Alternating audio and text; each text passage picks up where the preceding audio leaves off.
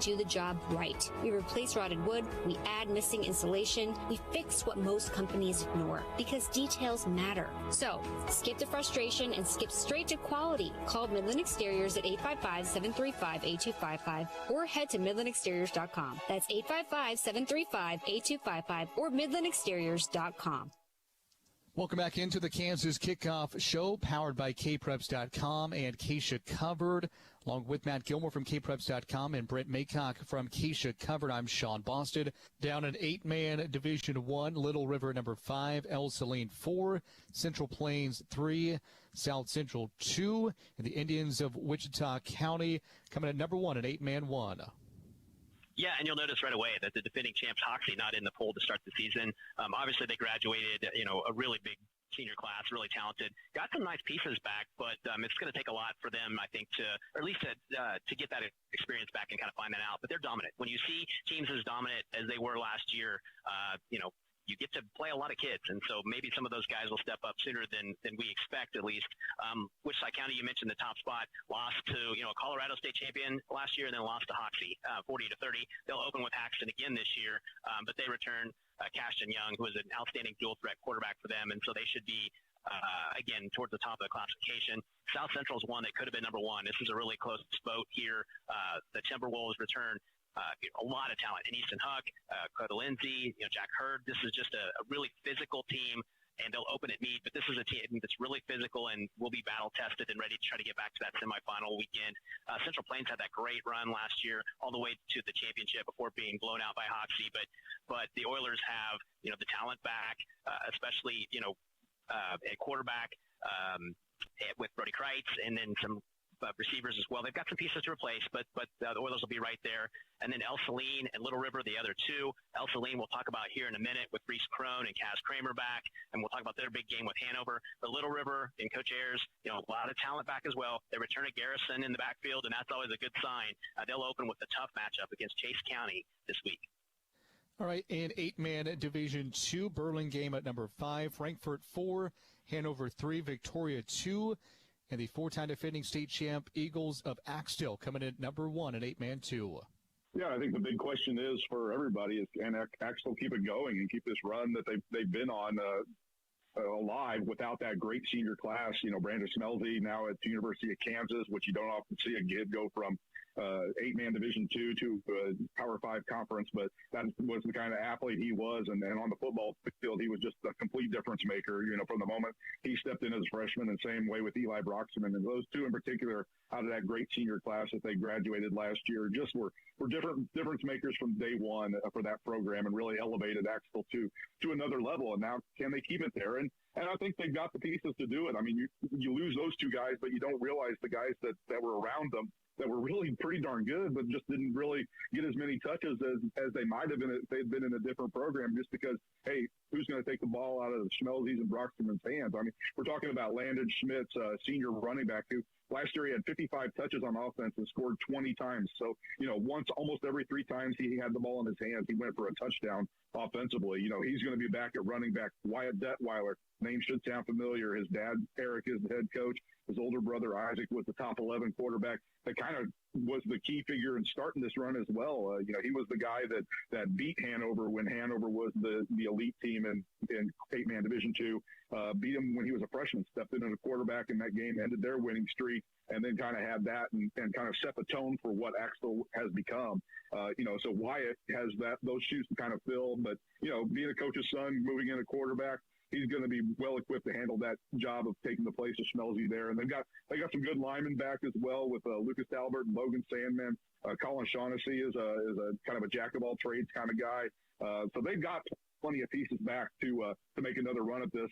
Same for Victoria. They look like a team capable of maybe ending Axtell's streak last year, and then as it happens typically in the championship game, Axtell smells a little bit of blood in the water, and it's over. It's a frenzy, and they feast on them. And Victoria just fell victim to that last year. But they've got some great guys back. Weston Shearer, Ethan Von Lintel, and maybe the best lineman in in 8-man football and Kyle Huser. So I think Victoria's going to be right there. And Hanover is a team that, we kind of forget how good Hanover's program has been because of this run Axel was on. But Hanover was the team that kind of set the bar out there in 8-man Division II and really 8-man football together. They had the longest winning streak before Axel broke it, and now they're senior heavy. They've got Alex Junneman, who's led them in rushing the last 2 years. They've got a two-headed monster at quarterback with Braylon Main and Kadrick Cohorst. One runs, one throws. When they're not playing that, they're either in the backfield or out at receiver. So Hanover is a team a lot of people, a popular pick to maybe end that streak this year. And then you stay in the Twin Valley, Frankfort. You got Wes Anderson, who's got a chance to be the all-time passing yardage leader in 8-man football this year if he kind of duplicates the years he's had in the past. So Frankfort's still going to be a factor. Burlingame lost a great senior class with J.D. Tyson, Dane Winters, Parker Hayde, but they've still got some pieces left to be good. And, Hodgman County is a team that a lot of people are really high on this year. Osborne's a team you can never really count out of it. Hutch Central Christian really been a program on the rise and could be a team. But I think you look at the TVL and then extend that out to Victoria, and you got some teams, really we'll make this an interesting year just to see how it shakes out in 8-man 2 this year. And lastly, in 6-man, Teskett comes in number 5, South Barber 4, Golden Plains 3, Cunningham 2. The Coyotes of Westkidd come in at number 1 in 6-man. Yeah, Westkidd returns to the Acacia ranks of football last year and wins the state championship, 49-48 over Cunningham. And, they've got a lot back. Nick Cottrell back at quarterback. And then, obviously, Carson Wright, just an outstanding difference maker for them. And so they'll open at Otis, Colorado, but the Coyotes expected to be right there at the top of the poll. Cunningham down a spot to number 2, I guess down a spot, because we typically had them in the number 1 spot to start the season. They lost quite a bit. Big senior class, but they've got Skylar Timish back, Dylan Halderson, Stephen Kirshen. So those are the 3 main players. The thing to remember is that with Cunningham, they either blow somebody out, then they went 5 or 6 weeks last year without playing due to forfeits or bye weeks. And so just to develop the younger kids when you're in that situation. And they've got a test this week against number 4 South Barber, a South Barber team that Coach Cantrell's got. Very experienced. Austin Swongerback has had a great year last year, and they're still young, but they all gained a lot of experience last year at the 6-man level, and so we expect them to be right there. Golden Plains and Coach Smith has got a couple of great players in Dylan Wark and Diego Perez, and so we expect them to be right there. That high-scoring game they lost in the semifinals last year to Westkidd. And then finally, Teskett, you mentioned, they lost to Cunningham in the state semifinals. They returned great players in Charlie Phelps, Joey Stern back as well in the backfield. And they opened with Peabody Burns, who's a team that they lost to open the season, but then beat in the playoffs. And so that'll be an outstanding matchup because Peabody, the Warriors, are a team that has a lot of experience as well, and someone certainly can consider to be just outside the poll of the top 5 in this classification. That concludes week number 1 of the Kansas Kickoff Show here in 2025. A special thanks to Matt Gilmore from kpreps.com and Brent Maycock from Acacia Covered for all of their hard work. Make sure to check out both of their work online. You can see Matt Gilmore's at kpreps.com. See every team's schedule plus scoreboard, rankings, and more. Again, at kpreps.com. And then Brent Maycock and his team at Acacia Covered do such a great job of covering the entire state and all different sports and activities that Acacia offers. Be sure to check out KaciaCovered.com, and you can make sure to follow both those guys as well. Follow Matt's work at KPreps on X, and Brent Maycock's work on X as well at Brent Acacia. And special thanks to all of our great listeners across the Sunflower State. Hopefully you enjoy week number 1 of the high school football season. It is back. Stay tuned for the Kansas Kickoff Show coming up next week. Until then, I'm Sean Boston saying so long and enjoy week number 1 of the high school football season in the Sunflower State. You've been listening to the Kansas Kickoff Show. You've been listening to the Kansas Kickoff Show, powered by kpreps.com.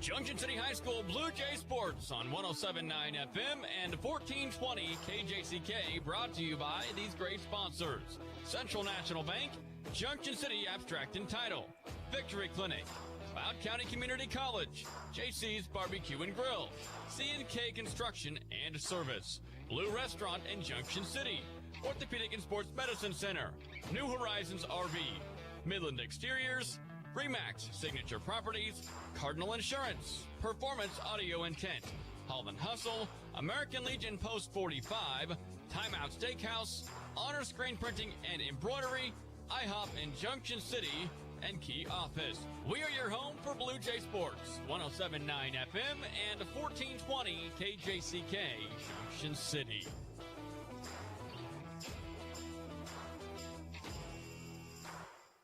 Junction City High School Blue Jay football is on the air, and with the call of tonight's game, Anthony Georges and Brian Field on 107.9 and 1420 KJCK.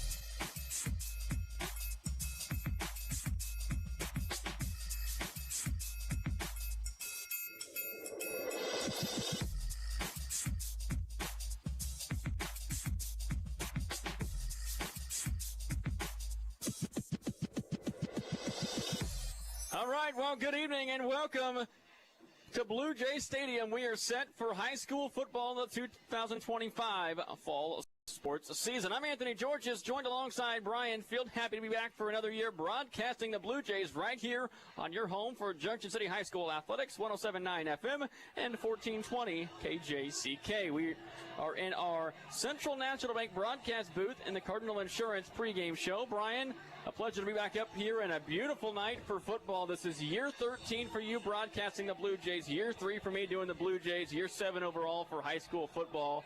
And I think I can safely say this is the best weather I've ever experienced for opening night. It is. It's incredible. It feels like the end of October. I mean, 60-degree weather here tonight. It's going to feel a little chilly. It's kind of interesting because we always talk about how the first few games are warm and, the kids' hands are sweaty. The ball feels different. Not, week one, you usually look for some fumbles or whatnot, but usually kids are catching the football because, their hands are a little tacky. This is a little cooler weather, and so it'll be interesting to see because this is going to be the coolest night, cooler than any practice that they've had. And so we'll see how that affects the game. It can affect a few different things, but, really more than anything, I think there's a couple of things to think about here with the Blue Jays this season. Really excited about a few things. They've got some good returning players, some good experience. Also, they're young in some positions, but there are some things for the Blue Jays as far as some returning players that will be a real bright spot. Also, as the night goes on, we're going to talk about it. We've got some kids playing some different positions, showcasing some guys that have been on the defensive side that now are going to be on the offensive side. And also, we have a running back that moved in, Anthony, that you and I have talked about, who's going to be really good, I think, for the Blue Jays. We certainly have a lot of excitement to talk about. But tonight, first up is Hayesville campus. We began the season last year down there, and to put it lightly, the Blue Jays really performed well and put it to campus last year. It was a brand new system for campus, though. They were complete overhaul, a whole new coaching staff, a bunch of freshmen. The Blue Jays won that game last year 55-0, but as I look out here tonight, campus, a lot of those kids are back, at least that's what it seems, and then a lot of those kids have either gotten bigger or they've gotten new kids because, man, this does not look like a high school offensive line for a team that went 0-8 last year. Looking at those kids, I'm going to tell you this. You can see it. A lot of those are the same kids because we've looked at the roster. We didn't get a whole lot on campus. We don't know a whole lot about this week one, we don't usually have a whole lot about the other teams. We kind of have a little bit to watch. But what I'm going to tell you is looking at those kids, Anthony, they've been in the weight room, and that's their new coach. You can see it. They're thicker. You can see some thicker legs out there. The kids look bigger. They look stronger. And everybody's buying in. Their coach has done an outstanding job. Cody Peabody, this is year 2 for him. And they're really excited at campus, and they're looking for him to get things turned around, and I think he's going to do it because last year, even though those kids, especially, the Blue Jays were firing on all cylinders in week 1. They scored in all 3 phases of the game. That did not stop campus from playing hard, and they did. They played hard all game, and they love their coach, and I'm looking for some big things in a turnaround for this campus program. Let's take a break. We'll come back. We'll continue with our Cardinal Insurance pregame show right after this on 107.9 and 1420 KJCK. Hi, this is Brian Field from Cardinal Insurance. Cardinal Insurance is a trusted choice independent insurance agency who writes insurance through several different insurance companies. We work hard to find the right company for you. And as a proud Junction City High School alum and former Blue Jay athlete, I know how hard our Blue Jays work to proudly represent Junction City High School and our community. That's why we are a proud sponsor of Blue Jay Broadcasts. For more information, go to cardinalinsuranceservices.com and go Blue Jays. Welcome back to Blue Jay Stadium. I'm Anthony Georges, joined alongside Brian Field in our Cardinal Insurance pregame show. Hey, let's go ahead and thank some sponsors. A lot of great sponsors that are helping us broadcast these games. We're going to go through and thank our sponsors all throughout tonight's broadcast. We'll go through them a couple of different times. 20 sponsors this year for the Blue Jays, so certainly appreciate all of our local organizations and businesses that help us cover the games right here, home and away, 107.9 FM and 1420 KJCK. Let's thank some sponsors at Central National Bank, Cardinal Insurance, Blue Restaurant in Junction City Abstract and Title, and Cloud County Community College, the Geary County campus. It's the Blue Jays and the Colts of Hayesville campus tonight. Brian, talk to me about what you see from the Blue Jays. The coaching staff very optimistic coming into the 2025 fall football season. Well, there's a couple things they like about this class, this senior group, the leaders on this football team. They're experienced. They said that they're all really, really doing a good job leading this team early. The other thing is they had a good summer, good weight room. Did a good job with 7-on-7 and some different things. Kids were here. Kids worked hard. These seniors were good leaders leading that all summer. But here's the thing. You've got some experience, too. You've got Conrad Gomez, the starting quarterback. This will be his second year as a starter, looking for some good maturation from him this season. Another guy, a name that's going to sound familiar. He played a little bit of offense last year, but Lavelle Autry. Lavelle Autry, of course, we all know, lightning player on the field. He's fast. He's got good hands. He returned punts, returned some kicks, had some interceptions last year, had an interception returned for a touchdown. He's playing on offense more this year. In fact, he's just playing receiver. Watching him in the Jamboree and watching him catch the football and what he does yards after catch. I'm looking for big yards after catch this season from him. He's going to do a really nice job. Returners on the offensive line. A couple of kids that are going to be staples up there. Blake Proetti, we've seen Blake play on the offensive line, also run the football, but he's going to be starting at left guard. Avery Florence is returning at center. He's going to be another big player for the Blue Jays. A couple other guys that we've talked about, too, that we're going to see. We have a new running back. Josiah Totive. Man, say his name again because I know that I'm going to mess that up tonight. I hope not. But Josiah Totive. Totive, pronounced Totive. The reason I know that is because I was at the Jamboree last week in Wichita and interviewed Coach Zimmerman after the Jamboree. Just wanted to get his thoughts, and he said, you know what, we got a great group of kids. How about I get you some player interviews for our article on JC Post? I said, absolutely, and they asked, and Josiah Totive and Jackson Hulley were the two kids that the players wanted interviewed, and just both very good kids, very good leaders. Jackson Hulley going to have a big year on the defensive side of the ball, but Josiah Totive, 6 foot, 205 pounds, a junior running back, going to wear number 25 for the Blue Jays in blue tonight. This kid can run hard, he can run fast, he can run through you, around you, and you know what the best part about it, too, is a lot of folks don't know about him. No, they don't. He just moved in, and I think it's going to be exciting to watch him. He's a player to watch. Also, Lance Norris is another returner. Wasn't necessarily a starter last year at A-back, but let's talk about the defense. That offensive front, or the defensive front, for the Blue Jays is going to be very solid. You mentioned Jackson Hawley. Trayvon Briley's going to move to nose this year. He's going to play in the middle, and he's having a really good early season of practice for the Blue Jays. And Noah Uggen. Okay, we were saying that as a gone last year. We realized that we were not pronouncing that correctly, so we apologize to him. But let's also talk about this linebacker core. Jamarcus Tyson, there's a name, the senior, that's going to sound familiar for you or to you. He's the Sam linebacker, starting at middle linebacker. Jason Neal. Jason played some tight end last year. He also played a little bit of H-back and also filled in as a linebacker. He's going to start at middle linebacker. Good experience there. And then the nickelback, Khalil Walker. He played some defense. He played some linebacker. They moved him to that dog position, that jack safety position in the middle, and he was all over the field. He's going to play the will linebacker this year. Those linebackers are going to be good. I want to add something about Khalil Walker. Yes. Last year, they were still kind of looking for a guy going into the season. They really needed a guy. Who's the guy? He did not get first-team reps against Hayesville campus. The Blue Jays got up really big early, 35-0 at the end of the first quarter. Khalil Walker played the next 3 quarters, and he was a staple on the defense the rest of the way. So that's a perfect example for Coach Zimmerman and the rest of the coaching staff to say, hey, even if we get up early, you play hard to the end of the game because you never know when you're going to be called on. And Khalil Walker is a perfect example of that last year. As a sophomore, got all kinds of playing time. Well, and you're right. He's a perfect example. There's always a Randall Zimmerman kid that does that. We call him a Randall Zimmerman kid because there's always a guy that comes in and steps up and does a great job. A few more names I want to mention, though. So there's a name here you might recognize, Boganowski. Marcus Boganowski, the younger brother of course, of Michael Boganowski. Michael Boganowski. He's going to play the same position Mike played. A little different name, a little different terminology. He's going to play that middle, that jack safety position. They call it the dog now. He's going to play that position. He's another good player to watch. Let's talk about the secondary real quick. You got 4 guys that are going to do a really nice job for the Blue Jays. Marshall Carman returning. He played some corner last year. Kingston Tim started at safety. He's going to be another one. Jashawn Green, he's another one who's playing corner who had some time last year. And then Angel Allen is the other safety. But a guy that we need to talk about because everybody's saying he's going to do a really nice job for the Blue Jays.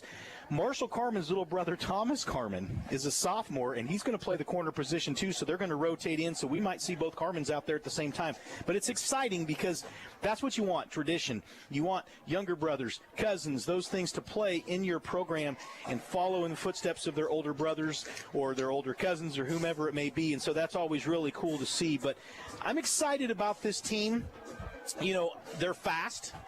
They're not real big, especially on the offensive front, and that's okay because quickness can always help. If the Blue Jays can do what they do best, and that always is try to be the most athletic team on the field and minimize mistakes, they're going to come out and have some success. You know, success isn't always measured by winning, but success, if you play well together, winning comes with success. The goal is to be successful, and winning will follow. So I think this group, Coach Zimmerman's really, really excited about the environment of the team, how they all get along, how they work together, and he said that this is one of the most cohesive teams that he's had this early in the season, maybe in a really long time, and so that's a really neat thing. Let's take a break. This is a Cardinal Insurance pregame show. When we come back, we will have our pregame interview with head coach Randall Zimmerman. 22 minutes until kickoff right here on 107.9 and 1420 KJCK. He's Brian Field. I'm Anthony Georges. We're going to take a break. We'll continue with our Cardinal Insurance pregame show and our interview coming up right after this. Picture this, Junction City, Kansas, 1884. A businessman organizes the Central Kansas Bank. It has a fireproof vault, a burglar-proof safe, and a time lock.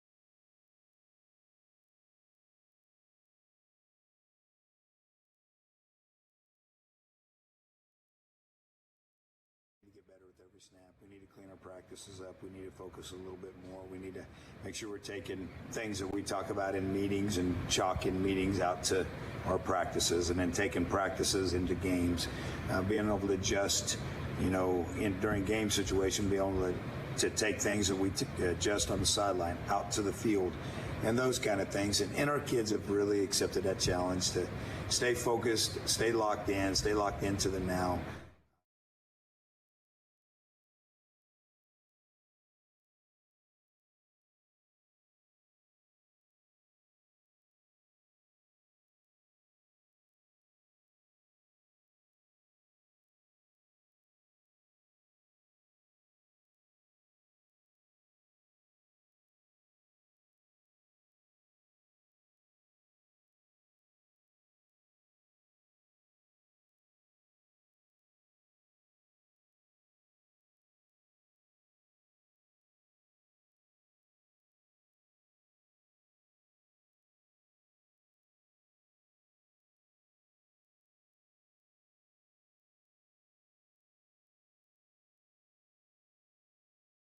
Tried to give him as much as we could, different looks offensively, and our defensive really responded well.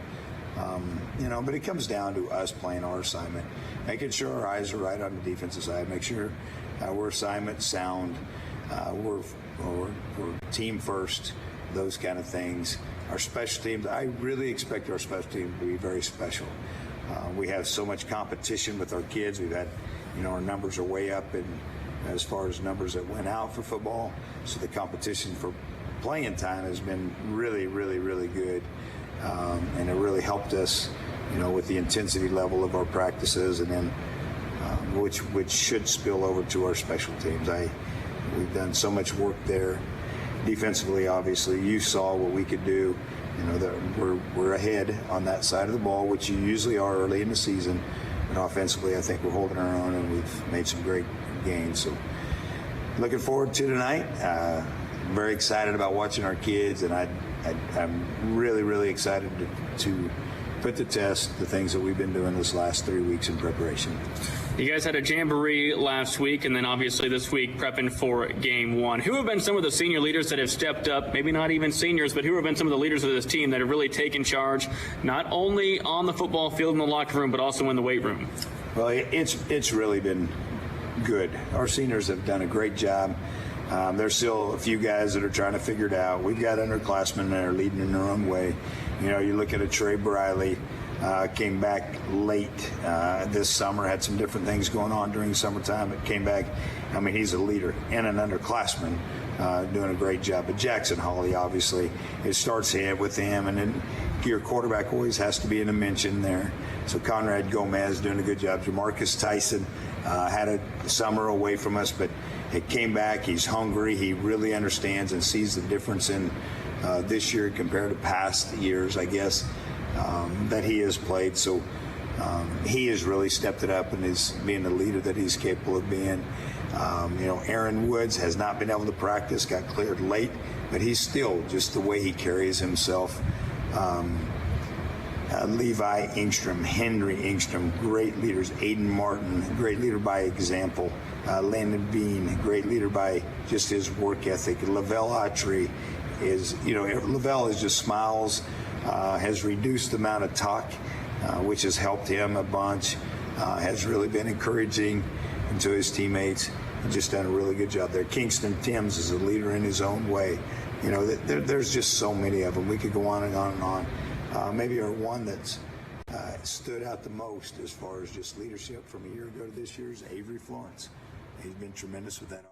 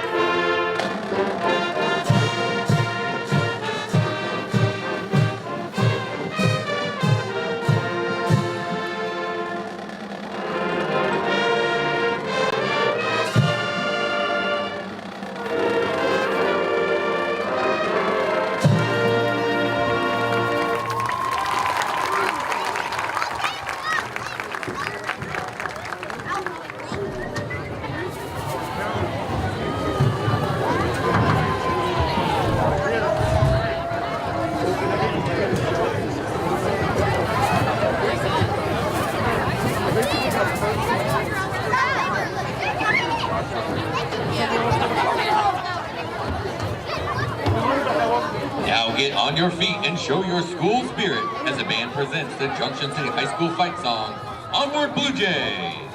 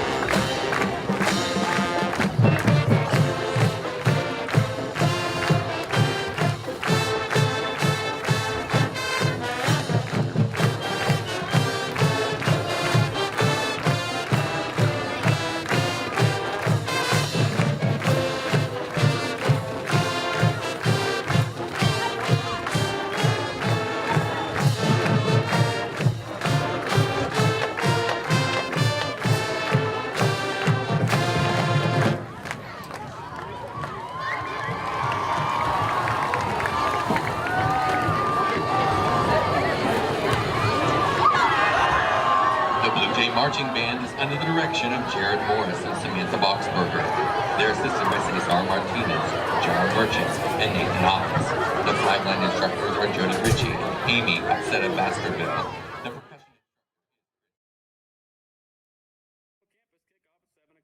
right, thanks a bunch for having us. We will continue with our Cardinal Insurance pregame show coming up next, right here on 107.9 FM and 1420 KJCK. E4. Bingo! Everyone is welcome to have fun and make new friends at 4th and Franklin, home of American Legion Post 45 Bingo, Wednesday and Thursday nights. Doors open and cards go on sale at 6 p.m. Early bird session starts at 6:30. The real fun begins at 7, and enjoy the regular session with progressive jackpots that have gone to $4,750. Sunday, auxiliary Post 45 Bingo cards go on sale at 1 p.m. Regular Bingo at 2. 4th and Franklin, your fun Post 45 Bingo corner in Junction City. Upgrade your ride, your home, or your business. Performance Audio and Tint in Junction City does it all. From car stereos and remote starts to home theater systems that bring the big screen to your living room. They've got the tech you need. They also specialize in window tinting, automotive, residential, and commercial, plus security cameras, burglary alarms, and even windshield replacement. Performance Audio and Tint on Washington Street in Junction City and 5th Street in Manhattan. Performance Audio and Tint, where style and quality meet security and sound. This is Junction City Blue Jay football on 107.9 and 1420 KJCK. The Blue Jays play here.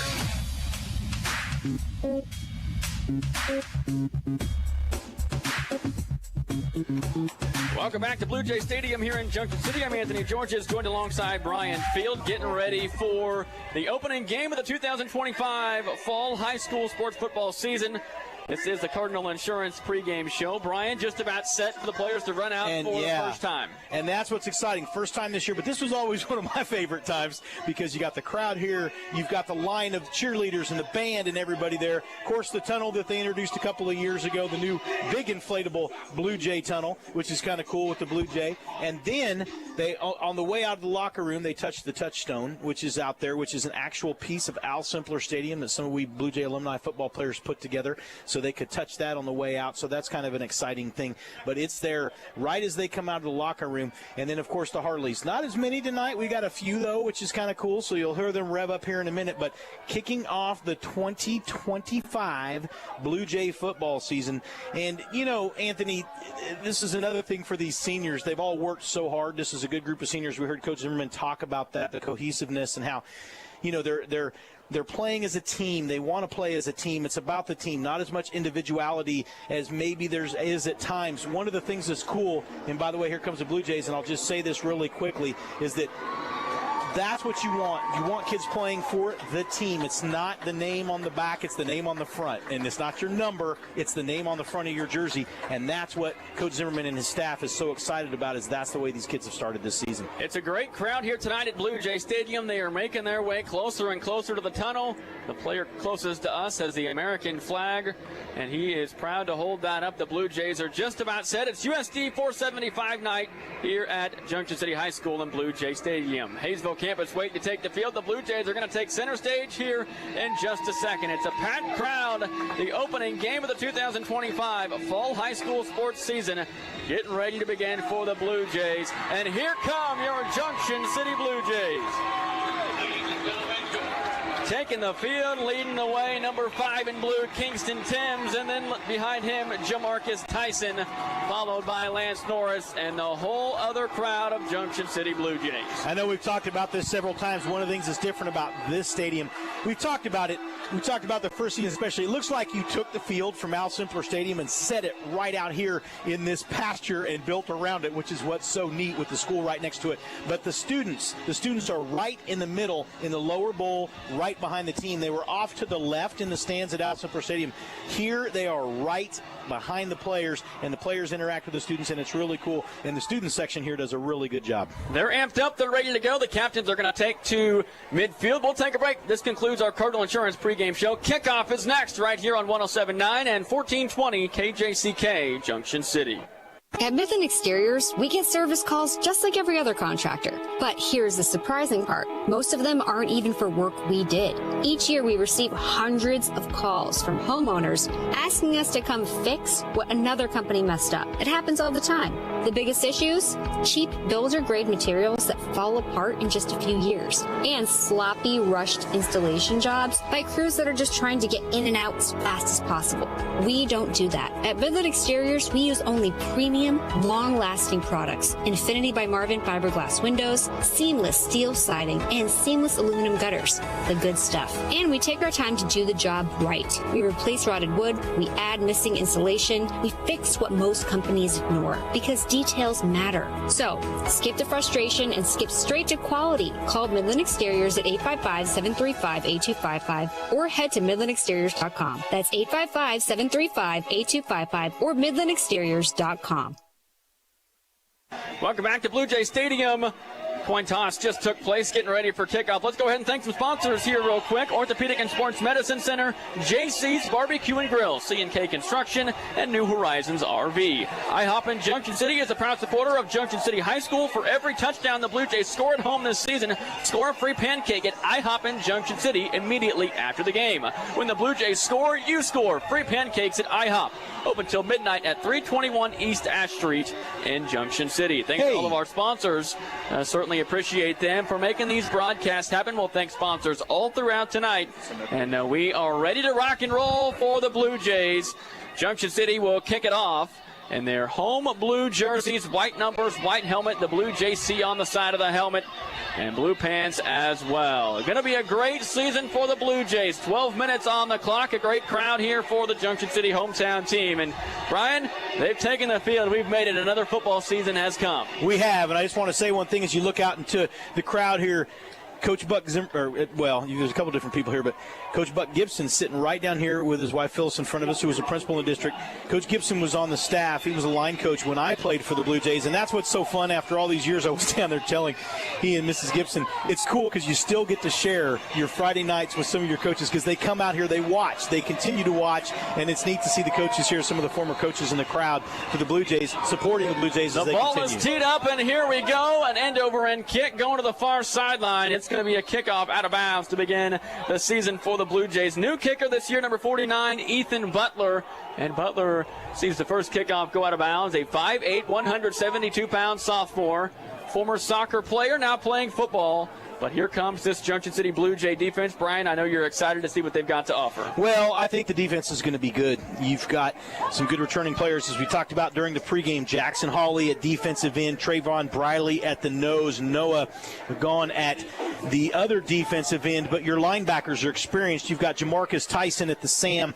The middle linebacker, Mike, is going to be Jason Neal, and your nickels, Khalil Walker. We'll talk about the secondary here in a second because that's another strength of the Blue Jays. Quarterback for Campus High School, number 16, Blaine Moore. Again, we did not receive hardly any information on Hayesville campus at all, so we're going to do our best. And campus will take the ball first at their own 35-yard line. Shotgun set. Going to be a quick pass far side. Jamarcus Tyson gets his hand on it right away. The sophomore quarterback tried slinging it out to the far side of the field near campus's sideline, and Tyson knocked it down. So let's talk about campus for just a second. Campus High School. Second-year head coach Cody Peabody. Everybody's buying in. We're going to talk more about him and what he's doing, trying to change his program. Campus ready to roll again. Here's a run play right up the middle, and Jason Neal, wearing number 7 this year, makes the tackle. Or number 24 last year, 7 this year, gets a big stop on second down. Yeah, that Blue Jay front 7 is going to be really, really good this season. And you throw the dog position in there, which is that jack safety position. They're going to be really, really tough, the front 8. Third down and 8. A quick snap. Far side pass is going to be thrown. It's going to be caught. It's going to be a first down for campus on the far side, right in front of the campus sideline at the 47-yard line. So unlike last year, campus gets their first down of the game on their first possession, and they'll have 1st and 10 at their own 47. So Cody Peabody, second year. Last year they were really excited to get him in here. He's wanted to change the program. You and I were talking about how much bigger these kids look. You can tell they've been in the weight room. That's the first sign that culture is changing in a football program. And they like to go fast out of the pistol. Man goes in motion from left to right. Pitch play here to the near side. The Blue Jays are all over it. Jamarcus Tyson in there. A couple of other Blue Jays as well. Number 28, Trayvon Briley. He is beginning to get some traction at the next level. Some coaches are talking to him. I talked to him after practice, and I asked him how it's going, and he just smiled and said it's picking up. So he's going to be a fun player this year. 2nd down and 10 from their own 47. Out of the shotgun set, 2 receivers near side. A quick pass play to the far side is going to be caught. It's going to be a hook and ladder far side. First down to the 40, cuts it inside and down to the 33-yard line. A cool little hook and ladder, kind of a hitch and go for the campus Colts. A little bit of athleticism and quickness there shown by campus themselves, and a little bit of trickery, like you said, but it was a nice catch and a good little pitch. This quarterback's doing a nice job, too. We'll talk about him in just a minute. On the stop there for the Blue Jays was, here's going to be a low snap, and now it's going to be a quarterback keeper coming near side. Oh, is there a fumble? And Jamarcus Tyson hit him big. On the stop, that previous play was number 9, Angel Allen. So one thing, too, campus is going a lot quicker. You can tell. Last year they were a little more methodical. First-year coach learning a new offense because they used to run the flex bone. Now they're running a spread. And they're going to go hard count, and Blaine Moore is going to get Trey Bradley to jump off side. So 2nd down and 11 will now turn into 2nd down and 6. You can just tell. Isn't it crazy how you got to build the foundation? Last year the Colts were 0-8. It had to be tough. None of their games were close, but you can tell that they really have turned a corner because going fast is not easy. No, it's not. 2nd down and 7 from the Junction City 27-yard line. 2 receivers right, ball's on the right hash. The quarterback Moore will go out of the pistol. Again, hard count, trying to get the Blue Jays to jump. They won't. 10:09 to go first quarter. No score yet, but the Colts are driving. The Blue Jays won this game last year 55-0. Yeah, they're changing the play again. And what they're doing is watching how the Blue Jays line up and how they change. They're changing the play at the line of scrimmage. Quarterback looking over at the coach, calling the plays from the sideline. 2nd down and 6. Pass play far side is going to be caught inside the 20 in the red zone and all the way down to the 10-yard line. So the Blue Jay defense was really getting a lot of hype going into tonight's game, and campus, they're trying to say, hey, our offense isn't so bad, and they are moving right down the field, inside the 10. Throwing the ball well, finding some soft spots in the zone that the Blue Jays are running right now. 1st and goal from the 10-yard line. Goal to go. The first drive of the game, first possession of the season. Campus at the 10-yard line. Moore takes the snap. Running play going to go right. The Blue Jays are all over it. On the stop for Junction City. Looks to be, I believe it was number 8, and 8, that would be Khalil Walker, the junior linebacker. So the Blue Jays traditionally are pretty tough in the red zone, too. Right now, of course, campus in the red zone. Last year, the Blue Jays were very, very tough in the red zone, defending their goal very, very well. No gain on the play. Here's going to be a low snap, sweep play to the near side. Wow. All over it. The Blue Jays tackle him for maybe a loss of about a yard. On the stop, number 84, Jackson Hawley. 84 is an interesting number for a defensive lineman. It is. So I want to say this, though. He scraped. He did exactly what he needed to do on that play. He read it. He read the line. He scraped down the line and made a great play. That's a very experienced play by a senior, Jackson Hawley. 6'6", 215 pounds. 3rd down and goal from the 10. They're going to throw. Pass play. Here comes the rush from the Blue Jays. A flag is going to be thrown on the play. The ball's going to go out of the back of the end zone, incomplete. I think we're going to have a hold here on campus. I think we're going to have a holding here on campus. So I think you decline the penalty since it was incomplete and make it 4th and goal from the 10. It is holding on campus. And Coach Zimmerman said to decline the penalty. So 4th and goal from the 10-yard line. Campus moves right down the field, but watching their kicker before the game, they're going to go ahead and try and kick it here. He wasn't having a whole lot of success. I wasn't sure if they'll kick it, but this is going to be, about a 25-yard field goal? They'll mark it off here, make it a 26-yard field goal. The kicker is number 1, Corbin Smith. The ball is right in the middle of the field. The Blue Jays are going to bring some pressure. Snap, and the kick is going to be partially blocked, and it still made it through. It was partially deflected, but the Colts had just enough behind it. Corbin Smith knocks it through the junior kicker, and the Colts lead 3-0 with 8:47 to go in the first quarter. That's a good way for Campus to start their season, as you said, 0-8 last year. Here's the thing about Campus High School. Again, because I want to give credit, Cody Peabody came in. These kids were excited. I know that last year what their record was, but they played hard. Even when the Blue Jays were putting it on them last year, scoring in all 3 phases of the game, Campus just kept playing. Tonight you see it right there. Up tempo, they're running a power spread, they're throwing the football, they're running hard. Quarterback moving around the pocket a little bit, making some nice passes, escaping some pressure. That's what was a lot of fun to see. So good for Campus. Now the Blue Jays have a chance to answer here. Will they answer on their first offensive drive of the season? We'll see who the kick returners are for the Blue Jays. The 2 deep says Lavelle Autry and Kingston Timms, and that's who's going to make their way out. Number 2, Lavelle Autry, same number as last year. 5 number is Kingston Timms. And Corbin Smith will kick it away. He just made the field goal attempt from 26 yards. Blue Jay fans are ready to see the offense with the ball. Here's going to be a kick to the far side. Autry's going to take it at his own 12-yard line. Puts his foot in the ground, comes near side. He's got some speed, trying to get to the edge. He's got the edge, keeps going up this near sideline to the 40-yard line, and then tackled near the sideline. Autry with a return of 28 yards. It's going to be 1st and 10 Blue Jays from the 41. That was a nice little run right there. That's a good way to start the season. Autry, of course, if I'm not mistaken, I think last year he returned one for a touchdown in that game. Didn't he? Punt return in that game last year. And so right there, starting where he left off, look for him to have a good offensive season. In fact, I think he's going to have a great offensive season. He's playing receiver. He's playing the Z receiver for the Blue Jays. He is electric and really made some guys miss, not only in practice, but in the Jamboree last week. Conrad Gomez, the senior, his 2nd year as the starting quarterback for the Blue Jays. Look for good things from him this season. 1st and 10 for the Blue Jays. The running back is number 25, Josiah Totive, to the left of the quarterback, Gomez. 2 receivers, 1 receiver switch to each side. A couple of tight ends in the game as well. The Blue Jays with their first snap of the 2025 fall football season. Totive is going to bring it near side, and he is going to be hit in the backfield and dropped. On the stop right there was number 88 for Campus. He was right in the middle of it, Benjamin Pipes. Nice read right there by the defense for Campus. A couple of things we want to talk about, too. So with the Blue Jays, Brody Beckman was a backup quarterback. He's moved to receiver. He's had a really nice preseason for the Blue Jays, catching the football, so that's another good thing. Seeing guys be unselfish and take some positions where they can help the team. Brody's doing that for the Blue Jays. 3-0, Campus on top. 3 receivers, trips left, 1 receiver right. Gomez takes the snap, rolls the pocket left, looking to throw. Looks far side. Pass is going to be caught by Autry right near midfield. He's going to be tackled at the 49-yard line, so a pickup of about 12 yards right there. One of the things I really liked, the line did a nice job, but you can already see a difference right there in Conrad Gomez and his confidence as he rolled to his left, which is hard to do, and then throw the football, made a nice pass. That was a really nice experienced play. High snap, running play. Totive's got it right near midfield. He reaches for the 49-yard line of Campus. Did he get there? The official on the near side says no, about a half-yard short. They're going to mark it just beyond the 50 at the JC logo, and the Blue Jays are going to have 4th and about a yard from midfield.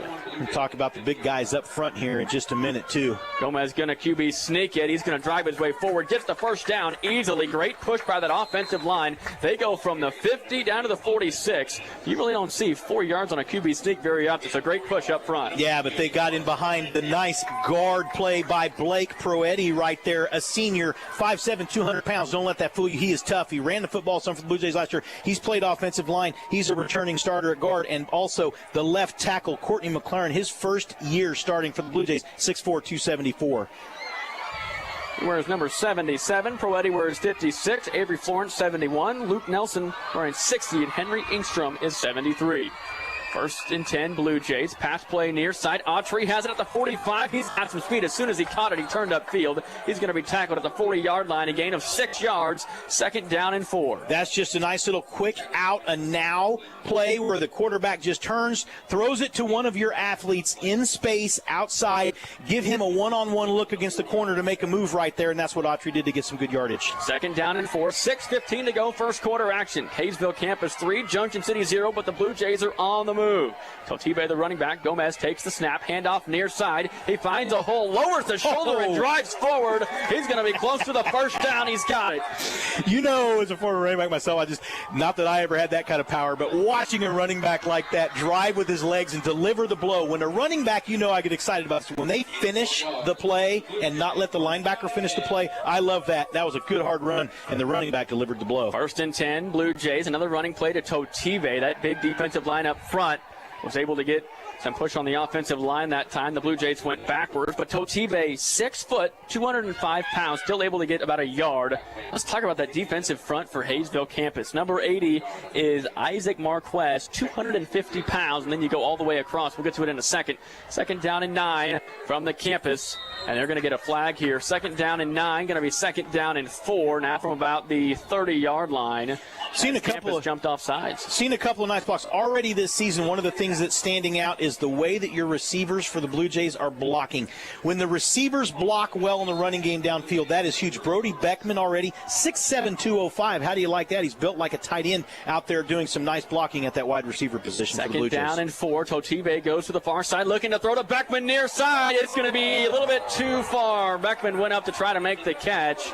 He put it in a position only his guy could get it, but he couldn't haul it in. It was good coverage down the sideline by, I believe it was number 5, Delonte Adkism, and make it 3rd down and 4.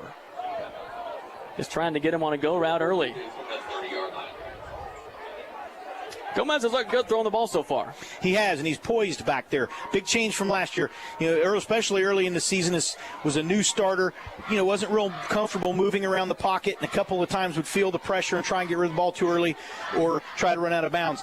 Tonight, poised in the pocket, standing in there delivering the football. Here's going to be a running play near side. Totibe is going to be hit in the backfield and dropped for a big loss. That's the 3rd time the Blue Jays have run that play tonight, and Hayesville Campus was not fooled. And in on the stop, big number 99, Fernando Salas Jr., a 300-pound sophomore. Man, he did a really nice job reading that right there, too. Stepped up into the hole, saw it open, and did exactly what he needed to do, which is plug that hole. That's what 300-pounders do. They plug holes. Consider me surprised, and I think consider the Blue Jays surprised at how well Hayesville Campus is looking. These campus Colts, no doubt, are Blue Jays going for here on 4th down. They are out and much better than last year. 4th down and 10 from the campus 35-yard line. 3 receivers left. Zimmerman calling out the play. 3 seconds on the play clock. Rolls the pocket. Gomez looking to throw. Sets his feet. Throws far side. Nobody is down there, and it's nearly intercepted. It's going to be a turnover on downs. He was looking for Beckman, but the closest man was a defensive back. It was nearly picked on the far side by 26, Anthony Kreider, and the Blue Jays are stopped on 4th down, and campus leads 3-0. They're going to get the ball back after a turnover on downs. Well, darn. Blue Jays throwing the ball. They ran the ball a little bit, too. One of the things that I think kind of stands out, and we talked about it last year, even though campus last year had the record they had, one of the things that really kind of impressed me was sorry, they're asking us, looking over here, Dan Dinkle, of course, the PA announcer, we're interacting with him. He's right next to us. We have a window here. We're talking about some pronunciations of some names. But right now, campus was physical last year in that game, and they played hard all game. Right now, they are a very physical football team. Incomplete pass on a 1st down.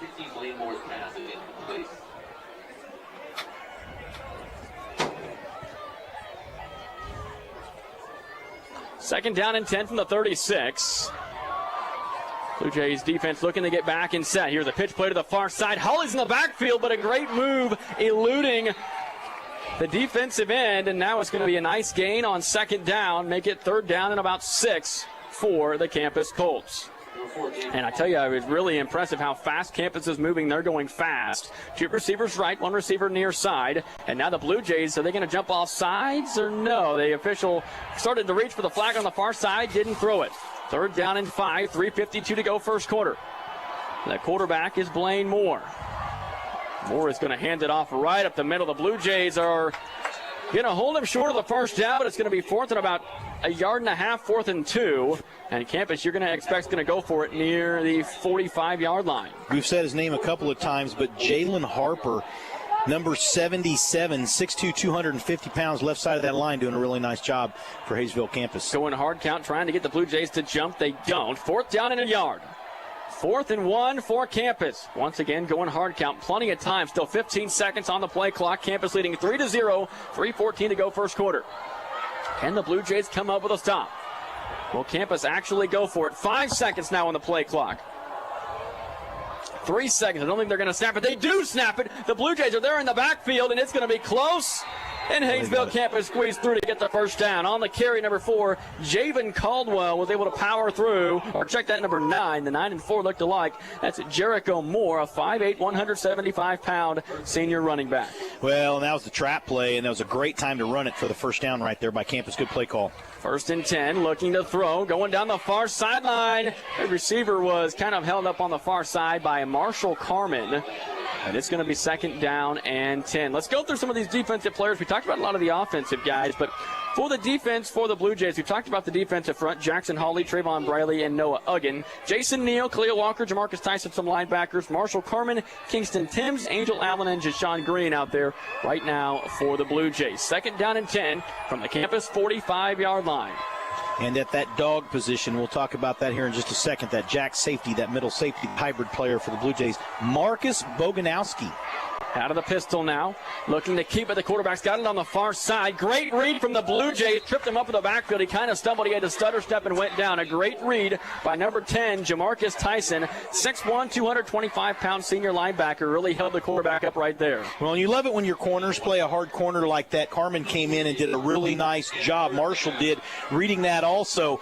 Nobody was over there for him to cover. He crashed to go do a crack block, and Carmen did a great job reading that and coming in to cover the run right there, playing that hard corner. 3rd down and 9. Blaine Moore, the quarterback, looking to throw. Drops back in the pocket, throws it near side, and it's going to be a great attempt by 24, Emmanuel Buncombe, but couldn't quite get to it. And it's going to be 4th down and 9, and Campus will punt. So after getting stopped on 4th and 10, the Blue Jays get a stop, and they're going to force the first punt of the game. The Colts will punt it away from their own 47-yard line.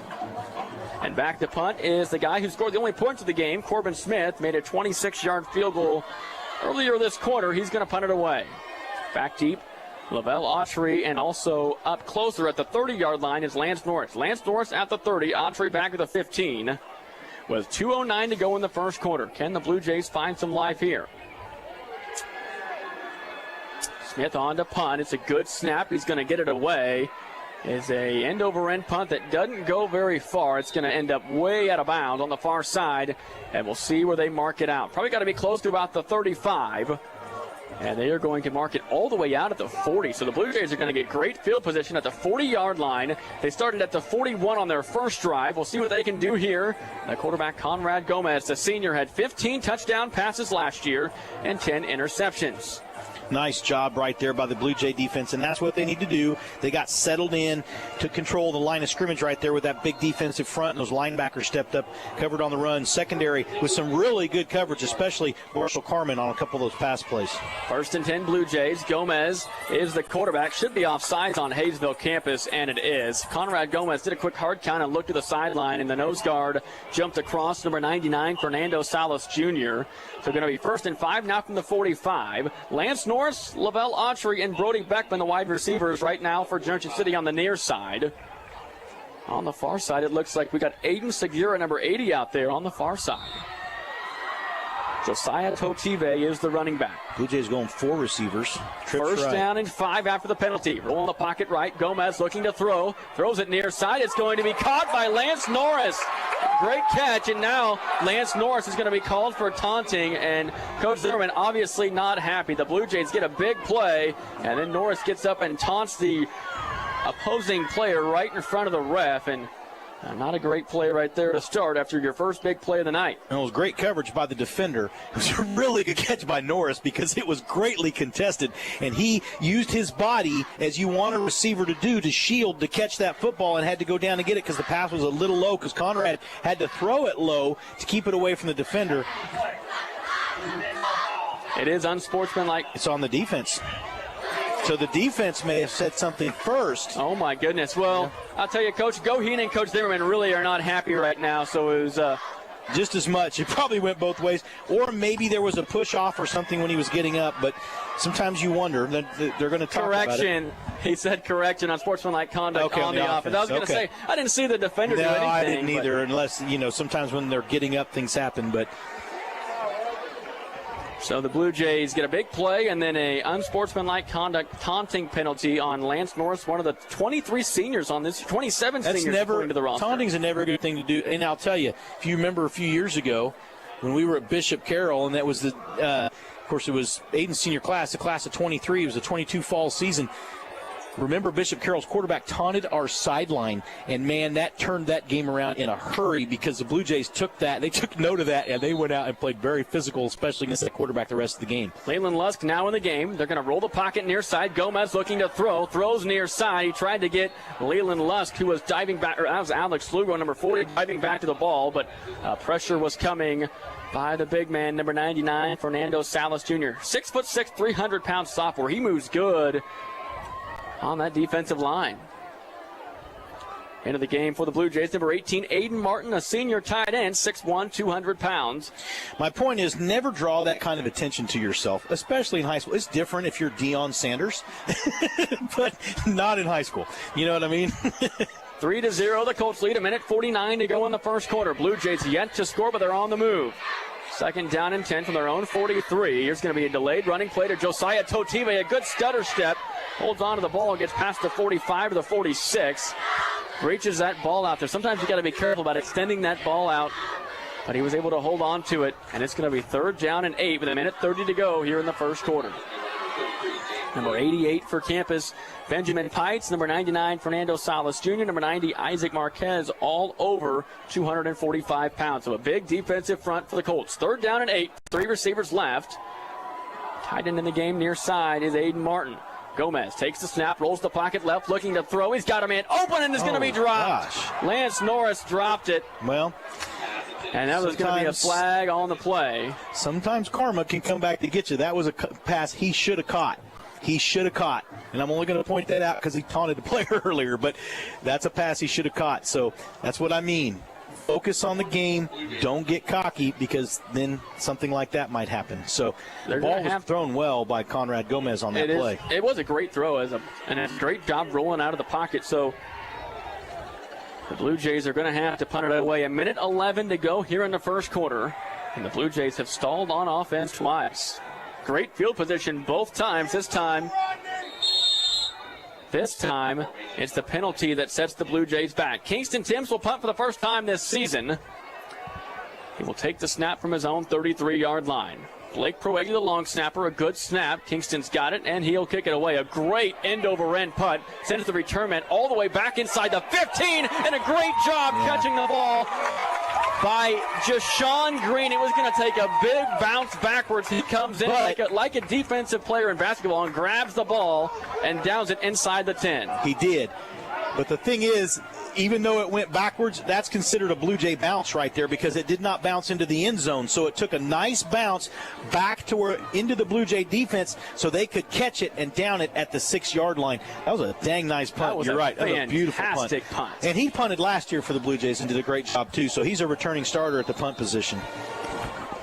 1:03, 1:03 to go in the first quarter. Campus 3, Junction City Blue Jays 0. The Blue Jays won this game 55-0 last year, but a much improved campus team has given the Blue Jays all they want through one quarter. Quarterback Moore is standing in his own end zone. Here's going to be a running play. The Blue Jays are all over it, a gain of about 3 yards. And now 55 seconds to go in the first quarter. And I think we're going to get a stoppage of play. The official's going to come in and move the ball. Checking into the game for Junction City, number 44, Trillian Hill, a sophomore linebacker, 6'3", 205 pounds. Also into the game, number 22, Sean Powell, a senior defensive back, Second down, and they'll call it 6. Here's a pass play to the far side, and it's going to be caught, but then immediately falling down on the far side is number 24, Imani Buncombe, to a loss of 4 yards, but 35 seconds to go. They don't have to snap it again if they don't want to, but they're probably going to. They're up quick, 3rd down and 10 from their own 6-yard line. Standing at the goal line, looking to throw. Here comes the pressure from the Blue Jays. Pass is going to be incomplete. Campus wants a flag on the far side, but coverage by just Sean Green, a senior defensive back, broke it up. It's going to be 4th down and 10 from their own 6-yard line. They'll have to punt. Well, it was good coverage, but I almost have to maybe agree with Campus right there. It did look like he had his hands on his shoulders a little bit right there. It was very tight coverage, so that's one that could have gone either way. We did notice the last few years in high school football, though, they're letting a lot more contact happen in the secondary as they do in college and especially in the NFL.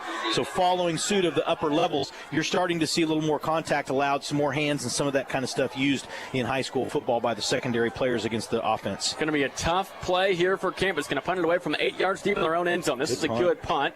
It's going to go out of bounds on the far side at about the 37-yard line. So you think 8 yards deep in your own end zone, punting it out, not bad for the Campus coach. But the Blue Jays have to capitalize. Well, they'll have 1st and 10 at the Campus 35. I was just going to say that, Anthony. Good football teams take advantage of these situations. You pin a team deep with good defense. You make them punt from their own end zone.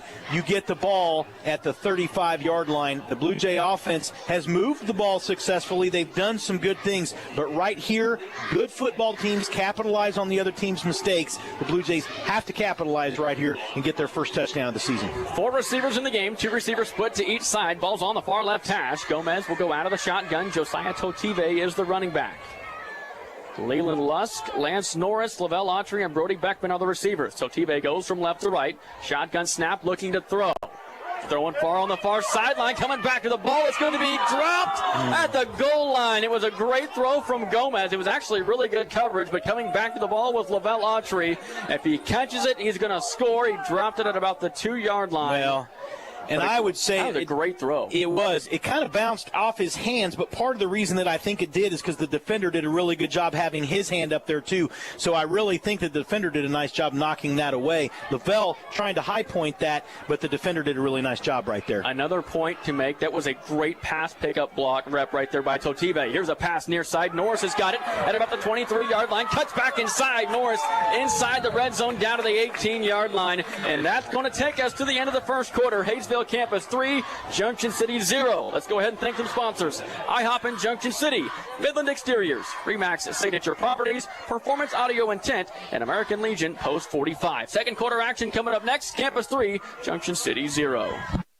Just like every yard matters on the field, every square foot matters at home. Don't let junk keep you backed up on the goal line. Haul & Hustle clears out old furniture, appliances, and clutter so you can score big with a clean space. Seniors always get 10% off. We take care of our community. Call 785-289-5029 or visit haulandhustle.com. That's HAULNHUSTLE.com. Make the winning play. Call 785-289-5029 or go to haulandhustle.com.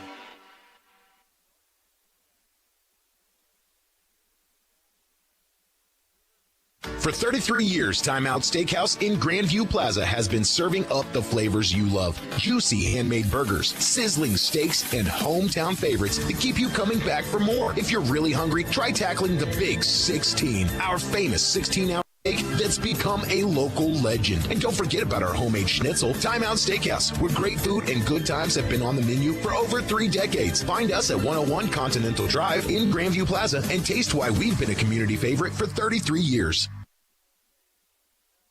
Welcome back to Blue Jay Stadium. The Blue Jays are on the move. I'm Anthony Georges alongside Brian Field on 107.9 FM and 1420 KJCK.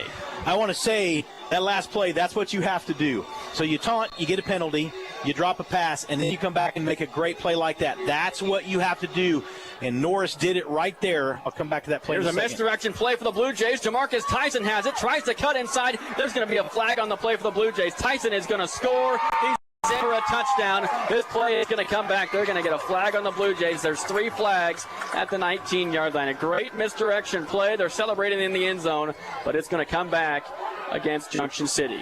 Tyson did carry the ball some last year, too. He plays linebacker. Every now and then they'll bring him in, let him carry the football. He did a nice job right there.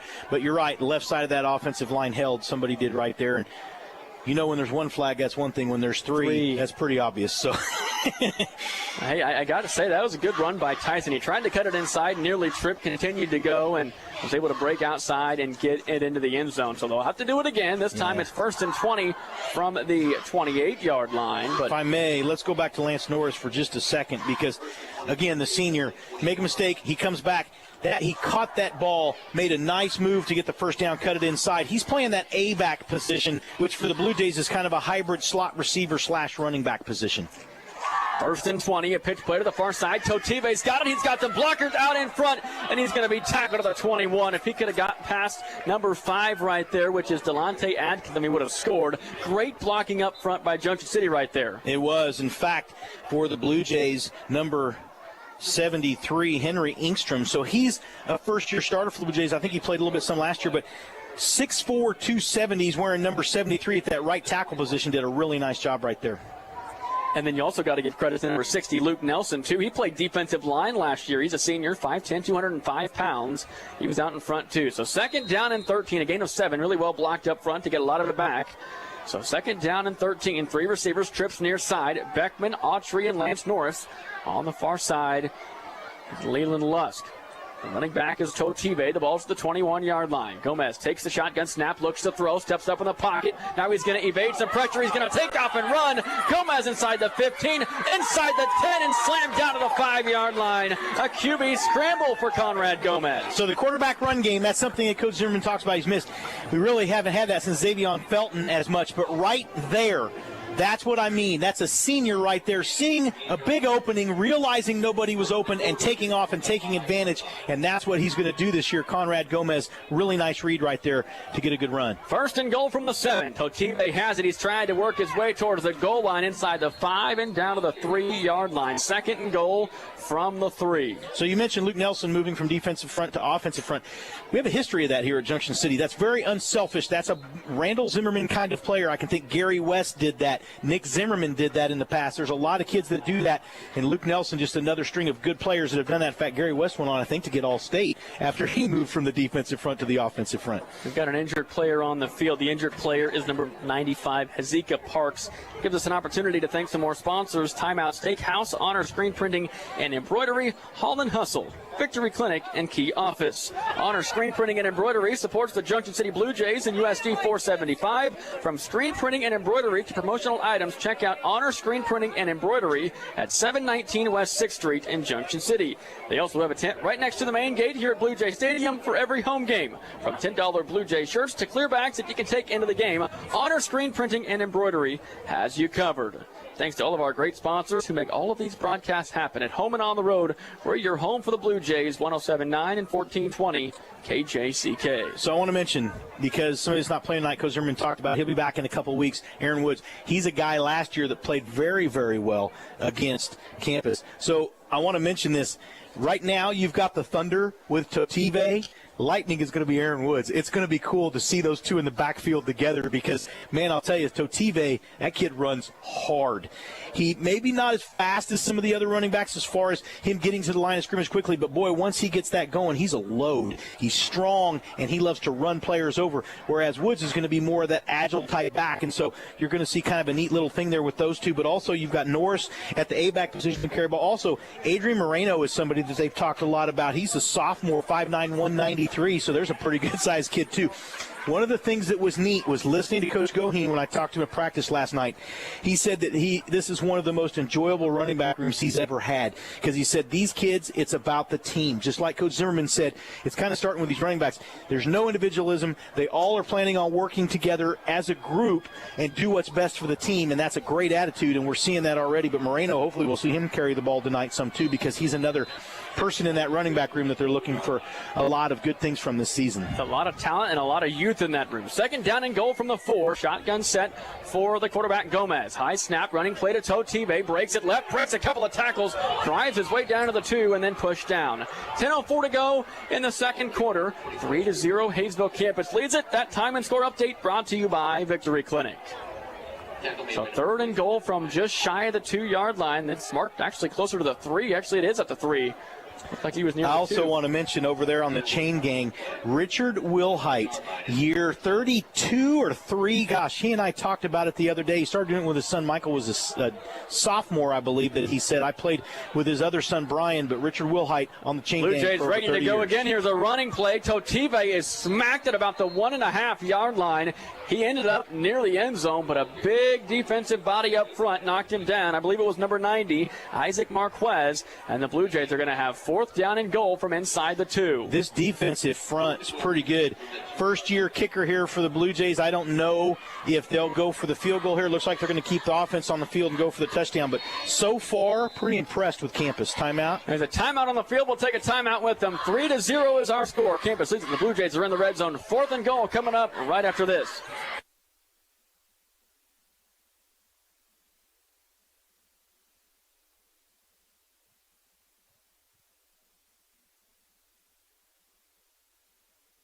Hey, looking to buy or sell your home in Junction City or the surrounding communities? Trust the experts at RE/MAX Signature Properties. Our team of dedicated realtors is here to guide you every step of the way. Because real estate is more than just a transaction, it's about community. We're proud supporters of Blue Jay Athletics and proud to serve our neighbors right here at 425 North Washington Street in Junction City. Visit us anytime at SignaturePropertiesKS.com. That's SignaturePropertiesKS.com, where your next chapter begins.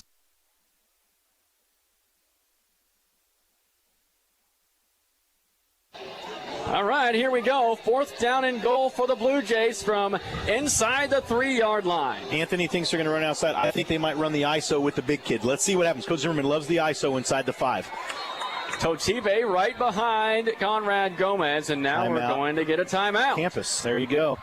I think, Coach Zimmerman loves to run that ISO play where they isolate the linebacker. They'll run an H-back in. He'll lead first through the hole. They isolate that linebacker, read off of that, and then the back will sometimes come in. They also will run that through the quarterback run game because they used to do that a lot with Xavier Felton. And so that's something that he loves to do inside the 5. In fact, that's how the Blue Jays scored that touchdown against Washburn Rural in the very first game at the stadium in overtime. And then they went back and ran almost the same play but blocked it a little bit differently for the 2-point conversion to come out of here with a win in overtime in the very first game in this stadium.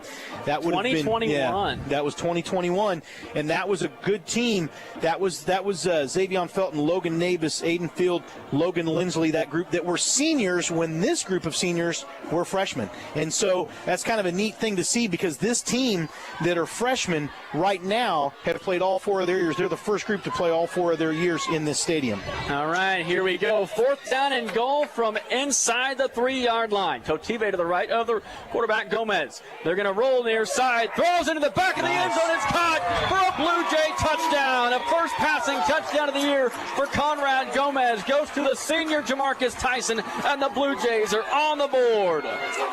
So play action, roll-out pass right there. They did a nice job. They faked the play to the big guy up the middle. Conrad did a great job rolling out. They had Tyson as a tight end.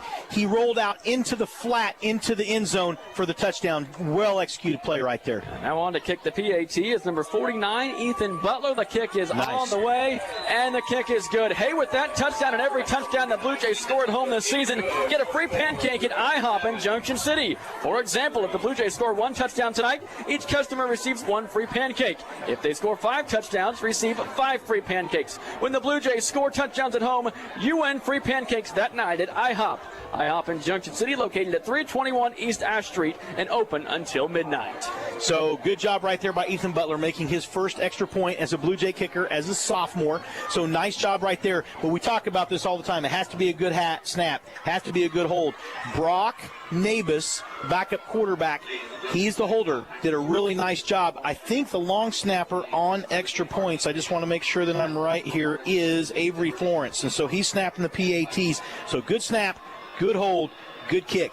People don't realize it's one of the hardest things to execute sometimes. It doesn't seem like it because it seems kind of automatic, but you got to have good blocking, good snap, good hold, good kick. All happened right there for the Blue Jays with their new kicker, Ethan Butler. And now Butler is going to kick this one away from the 40-yard line. He'll tee it up, his second kick of the night. The first one went out of bounds. And the Blue Jays have their first lead of the season at 7-3. And Butler will kick it away. End-over-end kick going to the sideline on the far side. It's going to bounce to the 20. Campus takes it at the 18-yard line. A big tackle on the far side. I think it was number 81, Leland Lusk, on the stop. With his younger kickers, that's what Coach Zimmerman likes to do. He did it early with Wayne Shirley when he was kicking Aiden Field.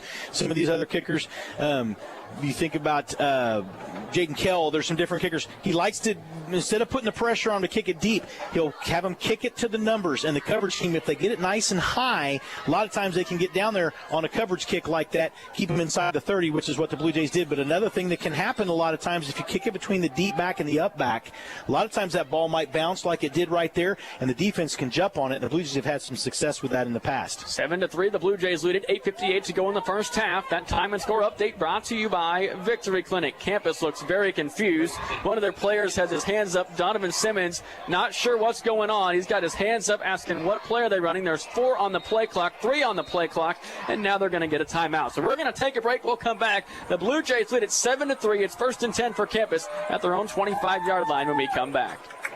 Hey, looking to buy or sell your home in Junction City or the surrounding communities? Trust the experts at RE/MAX Signature Properties. Our team of dedicated realtors is here to guide you every step of the way. Because real estate is more than just a transaction. It's about community. We're proud supporters of Blue Jay Athletics and proud to serve our neighbors right here at 425 North Washington Street in Junction City. Visit us anytime at SignaturePropertiesKS.com. That's SignaturePropertiesKS.com, where your next chapter begins.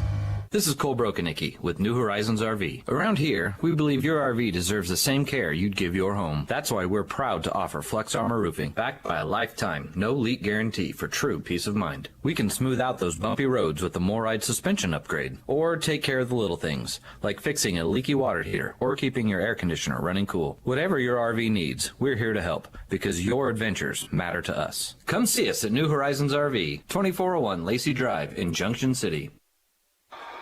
Welcome back to Blue Jay Stadium. I'm Anthony Georges alongside Brian Field. The Blue Jays get a touchdown. Conrad Gomez to the senior Jamarcus Tyson. They lead it 7-3. 8:30 to go in the first half. Campus has the ball now, 2nd down and 9 at their own 25-yard line. Quarterback looking to throw. Here's some pressure by the Blue Jays. Thrown on the far side. Nobody home. The only player over there is Junction City's 22, and that would be Sean Powell. And it's going to be 3rd down and 9. Well, the intended receiver that time and Powell ran into each other is what happened. I think that's number 23, Austin Kennedy, it looks like. But another kid that ran the ball really hard, he has a couple of times tonight, is Amani Bankome, 6'1", 175. He's done a nice job running the ball. There was a sweep that time by him earlier on the prior play that we missed. It was during the break.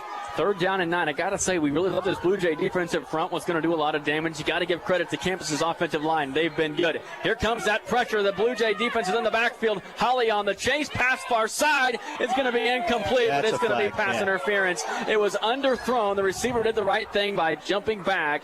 The great pressure by Jackson Holly, but a great job by Blaine Moore just getting it out there, giving his receiver a chance. It's going to be pass interference on Sean Powell and a free 1st down for the Colts. Well, and that's tough. That's tough. I played safety, and I can tell you that can be tough sometimes because you're going back, and all of a sudden the ball's thrown behind you, and that receiver will cut. He'll stop and try to cut to the ball, and as you try to go through it, he steps in front of you, and what happened is Powell ran into him. So, yeah, that's going to be a penalty every time in that situation.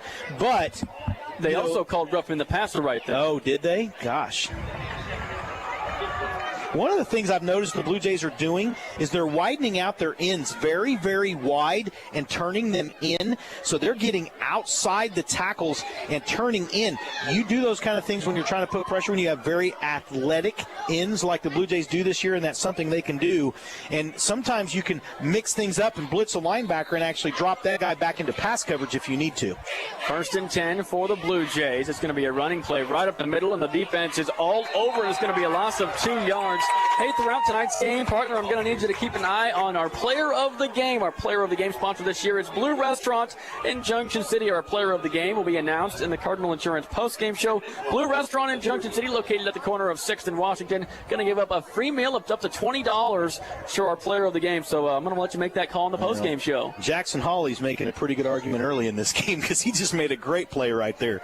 2nd down and 12 after the run stop. Here's another run stop on the far side. Trying to reverse the field. Jason Neal says no. Loss of 2 more. Also in on the stop, number 10, Jamarcus Tyson. And also back there for the Blue Jays, number 4, Marcus Boganowski. His brother Michael Boganowski was here a couple of years ago, number 1 player in the state, playing at Oklahoma now. And Mike's getting a lot of playing time down there for the Sooners. He is, and his little brother Marcus is playing the same position he did. They're calling it the dog now, but it's that middle, that jack safety is kind of a hybrid linebacker safety position. 3rd down and 14 from the campus 37-yard line. We used to call it the monster back in the 80s. The quarterback is alone in the shotgun. Throws in the near side. It's going to be caught. And it got some great blocking out in front, but Kingston Timms is right there along with Marshall Carman also in on the stop. I believe that was Marcus Boganowski that made the tackle. So Boganowski, Kingston Timms, Marshall Carman, 4, 5, and 6 all were in there to make a great stop, and it's going to be 4th down and 8.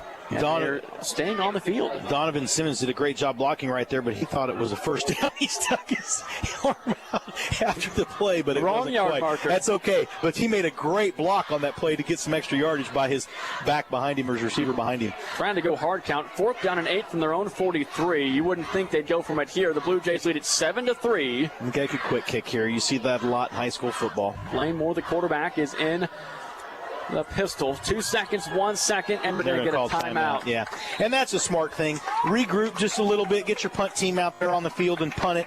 Again, Cody Peabody, I want to talk about that for just a minute because I know we talked about it. You mentioned it before the game. So last year when he came in his first year as coach, you could tell the community was behind him. The kids were buying in. The parents were behind him. And when we went down to their stadium last year in their press box, there was a lot of excitement because Hayesville used to have a pretty good program. They just had some years where they've been down.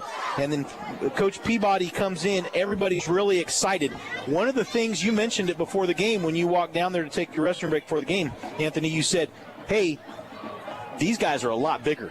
And what that tells you when kids are buying in, and you're right, they're not just bigger, they're thick. You can tell these kids have been in the weight room. They're playing very physically in this football game, and that is huge. And give credit to Coach Peabody for getting these kids motivated, and they're playing hard, and you can tell they've been in the weight room. Corbin Smith will punt it away. Lavelle Autry is back deep. End over end punt.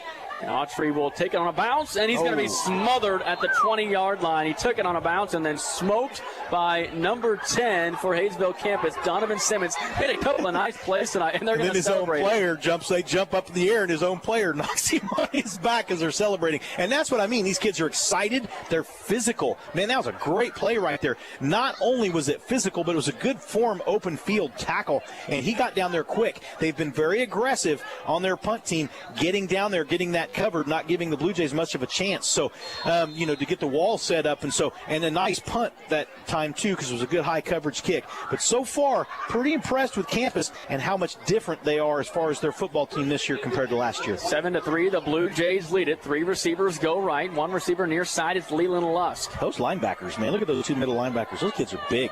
Josiah Totive right behind the quarterback, Conrad Gomez. Gomez takes the snap, handoff near side. Florence out in front, blocking a great run down the near sideline, lowers the shoulder. Josiah Totive out near the 30-yard line. Avery Florence, big number 71, 6 foot, 210-pound senior center, was leading the way. So we're looking at him as being a north and south guy, and how once he gets going, he kind of gets that load going, and he's a load and hard to tackle. But right there, he got outside the tackle and showed some good speed and quickness right there. So he does have some quickness there, and so that was a nice run by Totive. End of the game, number 15, Aiden Woods. Number 21, Landon Bean, the H-back, 6 foot, 195-pound junior, wearing 21. 9 seconds on the play clock. 5:22 to go in the first half. The Blue Jays lead 7-3. Gomez takes the snap. Quarterback keeper. He's going to get the first down. Hardly ever see that. He was pushed back, and now I think he lost the ball. He did. Campus has the football. Gomez was fighting with big number 80 for Hayesville campus. Yeah, they were deep in the backfield. The officials are going to talk about it. And it is campus football. Okay. Number 80, Jasharon Rawlings just took the ball away from Conrad Gomez. I seen him back there kind of fighting over the ball, and you never seen the ball jar free. He must have just straight up stripped it from him, and now campus gets the first turnover of the game, and they're going to have 1st and 10 from the Blue Jay 33. Physicality, man, you cannot beat it. Football is a physical game. Let's face it. I know we want to be safer in the way we tackle. I know we're worried about concussions because we have to be, and kids' safety is very important, but it's still a physical game.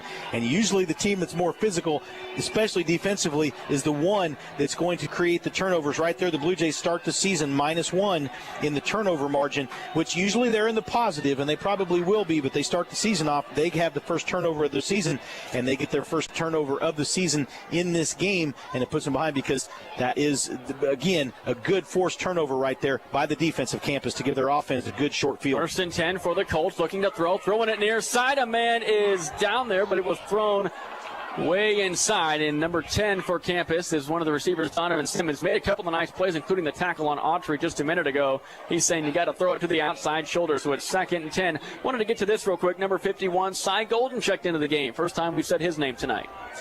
Yeah, and I need to ask, see if he's related. There was a Golden here that played back in the 80s that was really good, Darryl Golden. I'm going to have to find out if there's some relation there possibly. 2nd down and 10. A man goes in motion from right to left. It's a pitch play to the left side. The Blue Jays are all over it. Great stop.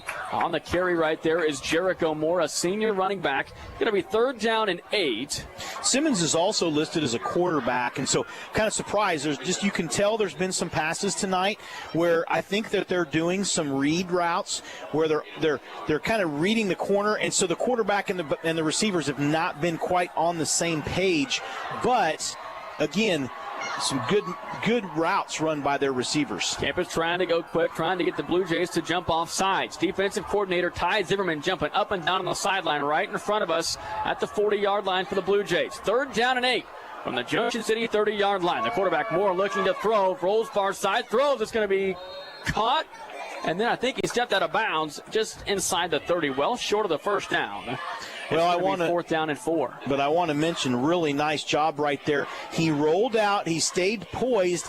He had a lot of pressure in his face. The Blue Jays got some pressure on him, but he rolled nicely, kept himself away from that defensive end that was pressuring him, and delivered a nice pass right there. So 4th down and about 5 here? So they're going to call it 4th and 5 from the 28-yard line. 2 receivers near side. They're going to go out of the pistol. In the backfield is number 9, Jericho Moore, right next to Blaine Moore. They're going to throw. There's the shotgun snap. Rolls the pocket near side. Pressuring. Pass is going to be caught. Bobbled. Did he catch it before he stepped out? He really juggled it. I don't think he got to the marker anyway, did he? They're going to say he caught it, and they're going to say 1st down. Wow, he got it by about a half a yard right there. Good defense by the Blue Jays, but the receiver ran a great route. Again, the quarterback very poised as he's rolling out. Of course, Blaine Moore, junior quarterback, 6'2", 175. He can see over the line. He's got some good height right there, but did a great job rolling out, keeping poised, and delivering. And they want to go quick. The ball's on the ground, looking for coverage, and bam, down he goes. Big number 51, Cy Golden. And he's going to get flagged, yeah. And then he gets flagged. Well, you know what? As he was getting up, and I was wondering what was taking him so long, whether he was pushing off or if he said something, but I think the coaches are probably going to. It was a great play, maybe not. We'll see what the penalty is here, but. And the late flag, you have to imagine, again, it's going to be unsportsmanlike conduct. But we'll see. It is a dead ball foul. Unsportsmanlike conduct on the Blue Jays. Uncharacteristic. It's just not, especially when you're hearing the coaches tell us how great a job this team has done, because it's not about them. It's been about the team. And twice now, the Blue Jays have had an unsportsmanlike called on them, taunting. One on the offense, one on the defense. Don't like to see that, and that is not something that you want to see, but especially when you know that this team's been working so hard to play together and the coaches have been so complimentary of that, and then we see this tonight. Would have been about 1st and 20, but due to the 15-yard penalty, it's 2nd down and 5. Here's going to be a jet sweep. It's going to be a trickery play. Far side, inside the 15, going to the far side pylon, inside the 10 and down inside the 5.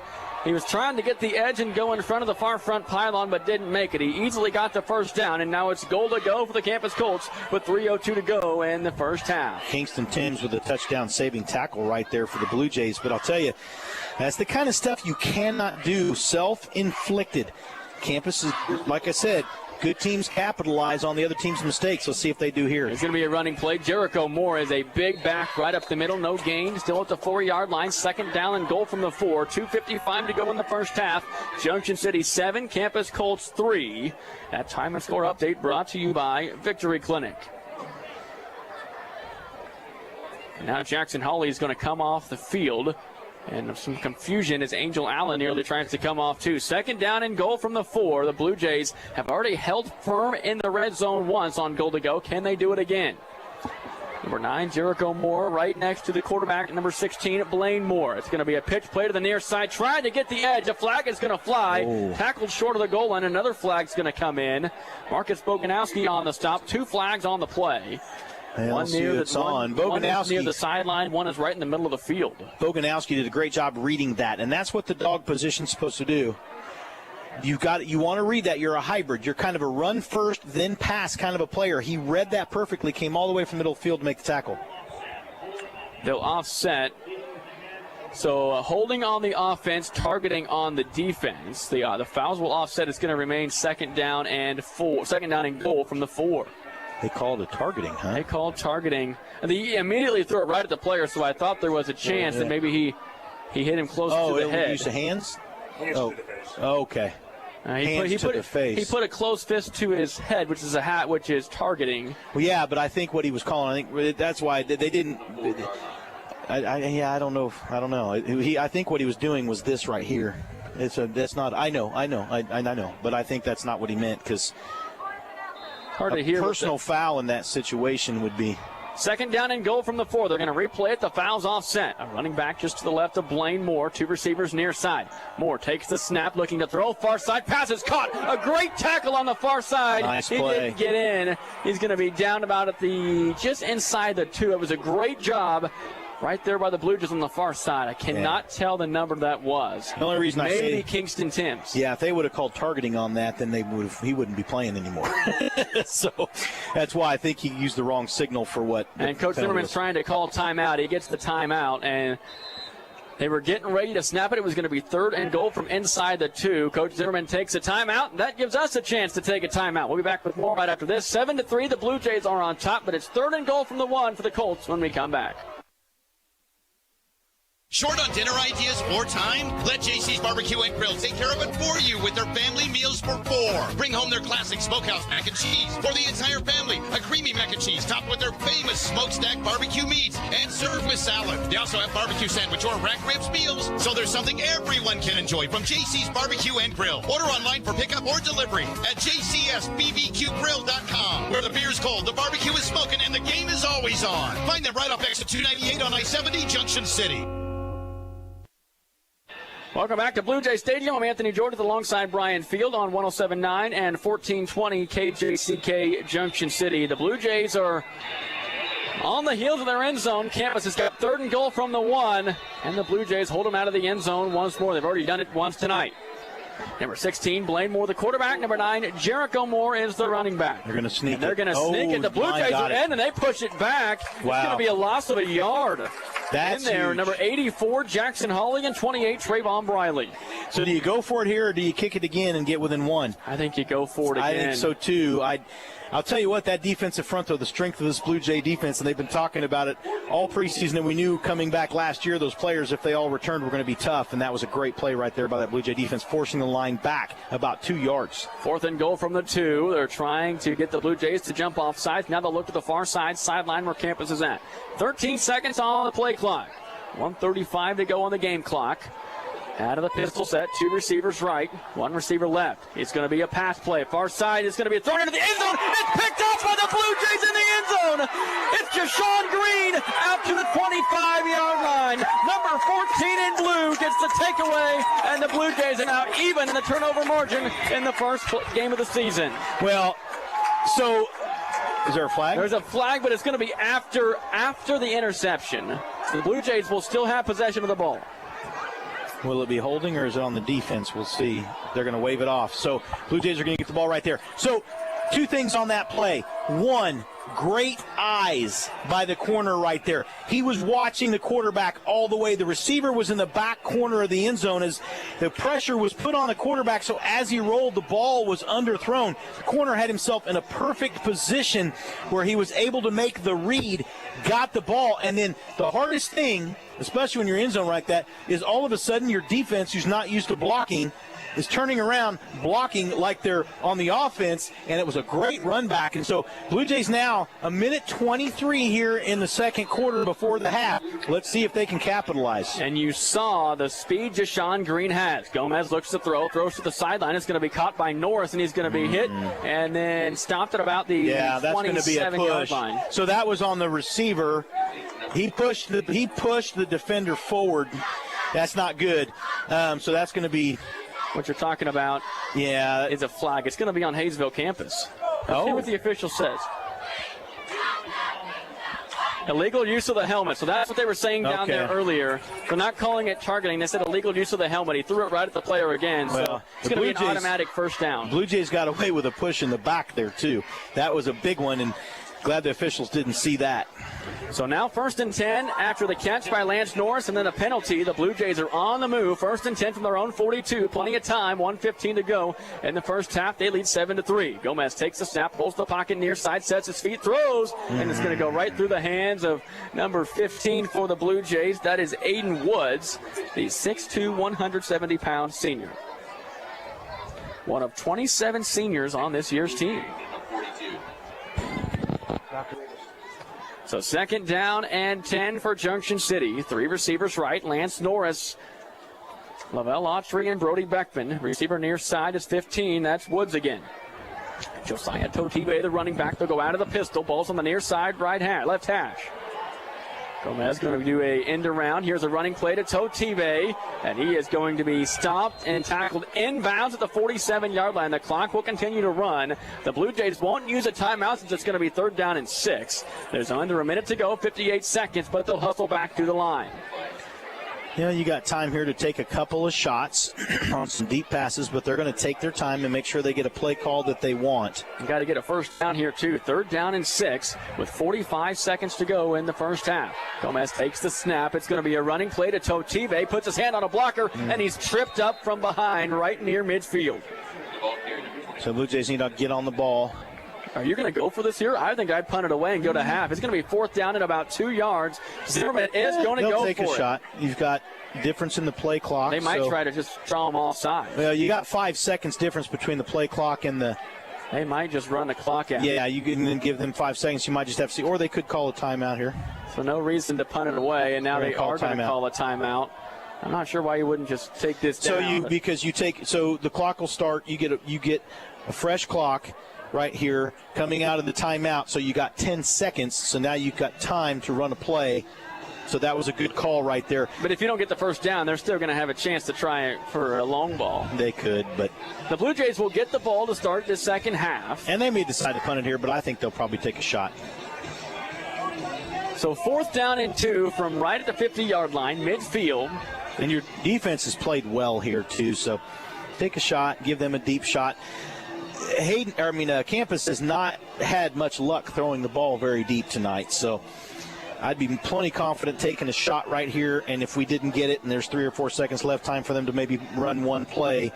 Of course, you could also do something where you run a sweep around the end, see if you can get the edge or something like that, too. Hey, stay tuned. Coming up at halftime, it's our Junction City Abstract and Title Company halftime show right here on 107.9 FM and 1420 KJCK. During our JC Abstract and Title Company halftime show, we'll have our halftime education segment brought to you by Cloud County Community College. 4th down and 2. Gomez looks to throw. It's going to be dropped by Autry at the 32-yard line. He was wide open. He drops the ball. There's 6 seconds to go in the first half, and the Blue Jays turn it over on downs. That's their 2nd time tonight. That's a post play. So here's the thing. It's a great play call, and here's why. You get your fastest guy in space, your most athletic player in space. The reason is they were in a more of a prevent defense, so the middle was wide open. Coach Zimmerman loves to run that post right there in that situation. If Autry could have caught the ball and maybe made a couple of moves, I like the play call, especially since in the Jamboree, you saw him catch that play and make a move.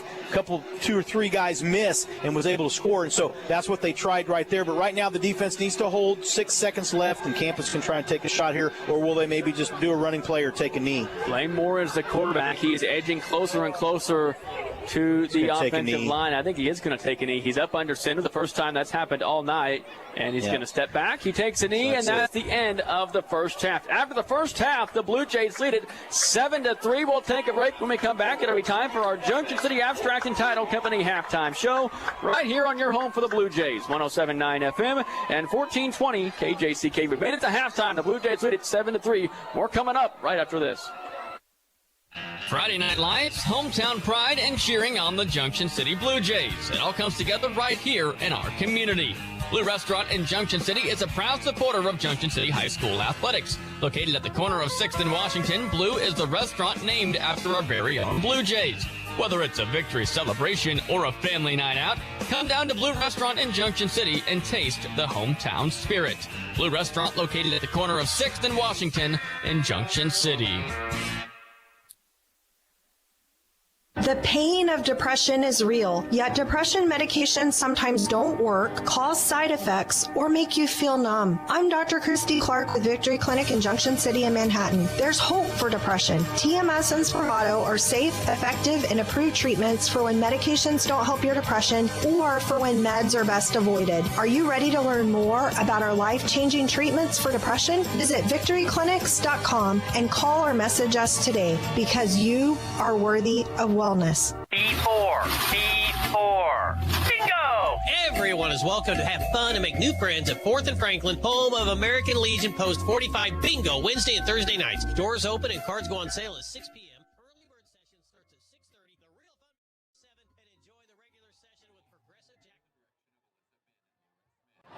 They are led onto the field by officers Ashley Caligari, Keegan Mohammed, and Lillian Simpson. And now the J-Steppers will perform to the hit song, Rock and Roll All Night, made famous by the band Kiss.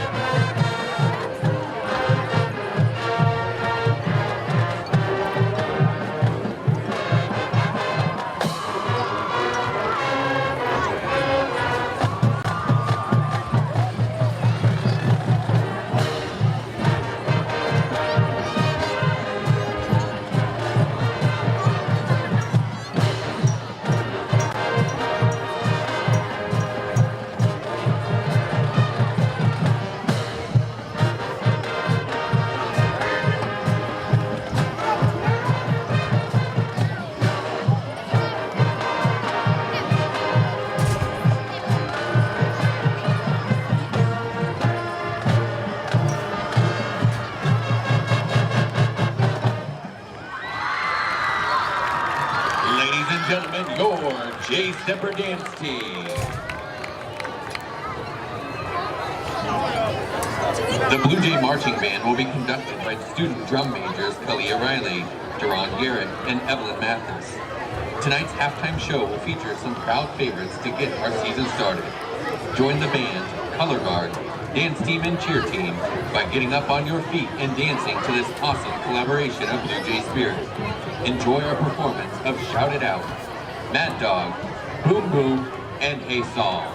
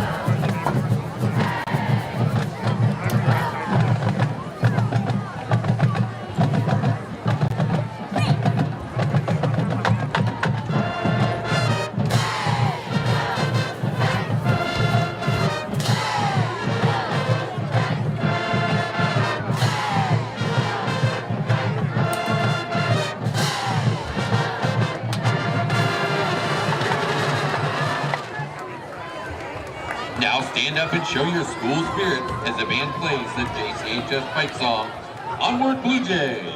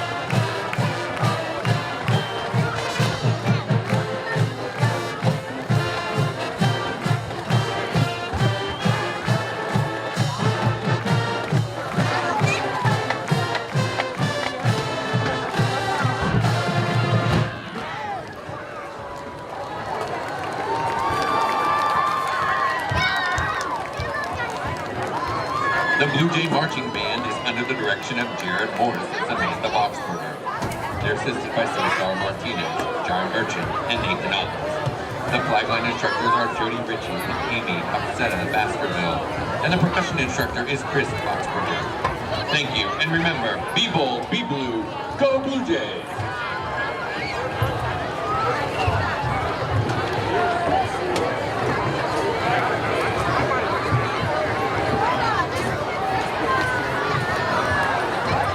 Music to come here on Game Time.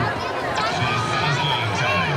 Your winning soundtrack for the Junction City Blue Jays.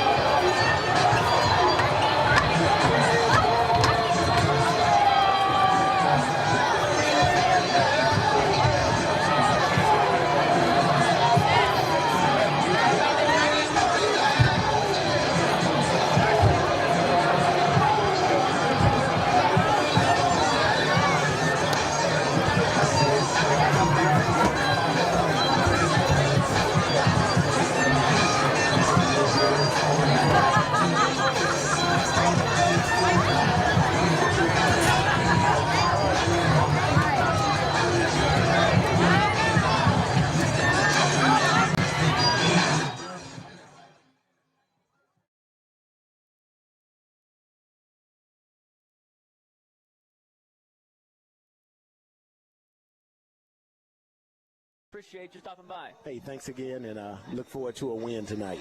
This has been our halftime education segment brought to you by Cloud County Community College, the Geary County campus. This wraps up our Junction City Abstract and Title Company halftime show right here on 107.9 FM and 1420 KJCK. Dr. Reed, we appreciate your time. Back with second half action coming up right after this. Cloud County Community College's vibrant faculty and staff are dedicated to providing an environment where students can explore their future and fulfill their potential. The strong sense of community and belonging provides exceptional support of students both in and out of the classroom. We are Cloud proud to be the best community college for student success and helping you find your path. Are you ready to build your foundation? Join T-Bird Nation. Upgrade your ride, your home, or your business. Performance Audio and Tint in Junction City does it all. From car stereos and remote starts to home theater systems that bring the big screen to your living room. They've got the tech you need. They also specialize in window tinting, automotive, residential, and commercial, plus security cameras, burglary alarms, and even windshield replacement. Performance Audio and Tint on Washington Street in Junction City and 5th Street in Manhattan. Performance Audio and Tint, where style and quality meets security and sound. Short on dinner ideas for time? Let JC's Barbecue and Grill take care of it for you with their family meals for 4. Bring home their classic smokehouse mac and cheese for the entire family. A creamy mac and cheese topped with their famous smokestack barbecue meats and served with salad. They also have barbecue sandwich or rack ribbed meals, so there's something everyone can enjoy from JC's Barbecue and Grill. Order online for pickup or delivery at jcsbbqgrill.com, where the beer's cold, the barbecue is smoking, and the game is always on. Find them right off exit 298 on I-70, Junction City.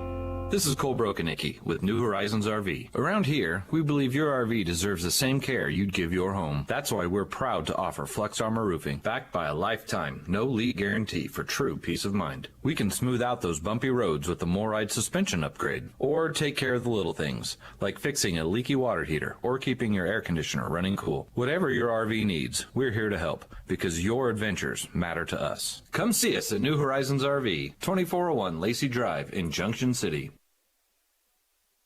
Welcome back to Blue Jay Stadium. I'm Anthony Georges, just about set for the second half. The Blue Jays lead it 7-3 right here on 107.9 FM and 1420 KJCK. Thanks for listening on the radio. Hey, thanks to Blue Jay Media for providing the live stream of all the home games this season.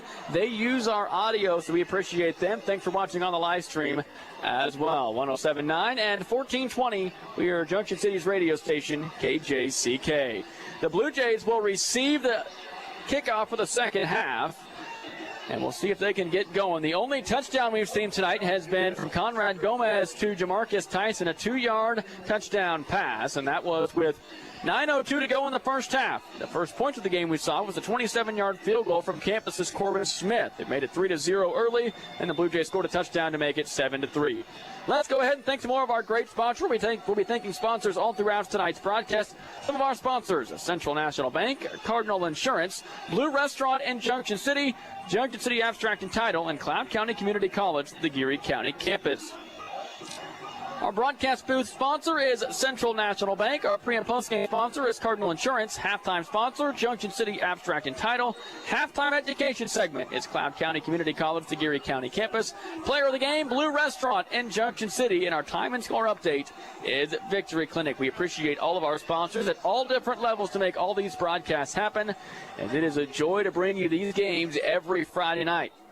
It's great to be here at Blue Jay Stadium. As Dr. Eggleston just said, a packed house tonight for the home opener, USC 475 night here at Junction City High School.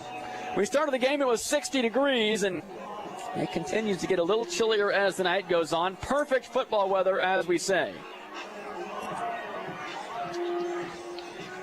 Corbin Smith teeing it up, ready to go, kick it deep. Back deep is Lavelle Autry and Kingston Timms for the Blue Jays. Smith is going to kick it here to the near side. Autry's got it, then fumbles the ball at the 15-yard line, brings it near side, now back into the middle of the field, and he's going to be tackled at the 27. Whoa. So a couple of different things happened there. He caught it, was trying to move upfield, fumbled it, back into the middle of the field. You got some players going at it at about the 40-yard line. So lots of adrenaline, lots of motivation and energy out of halftime.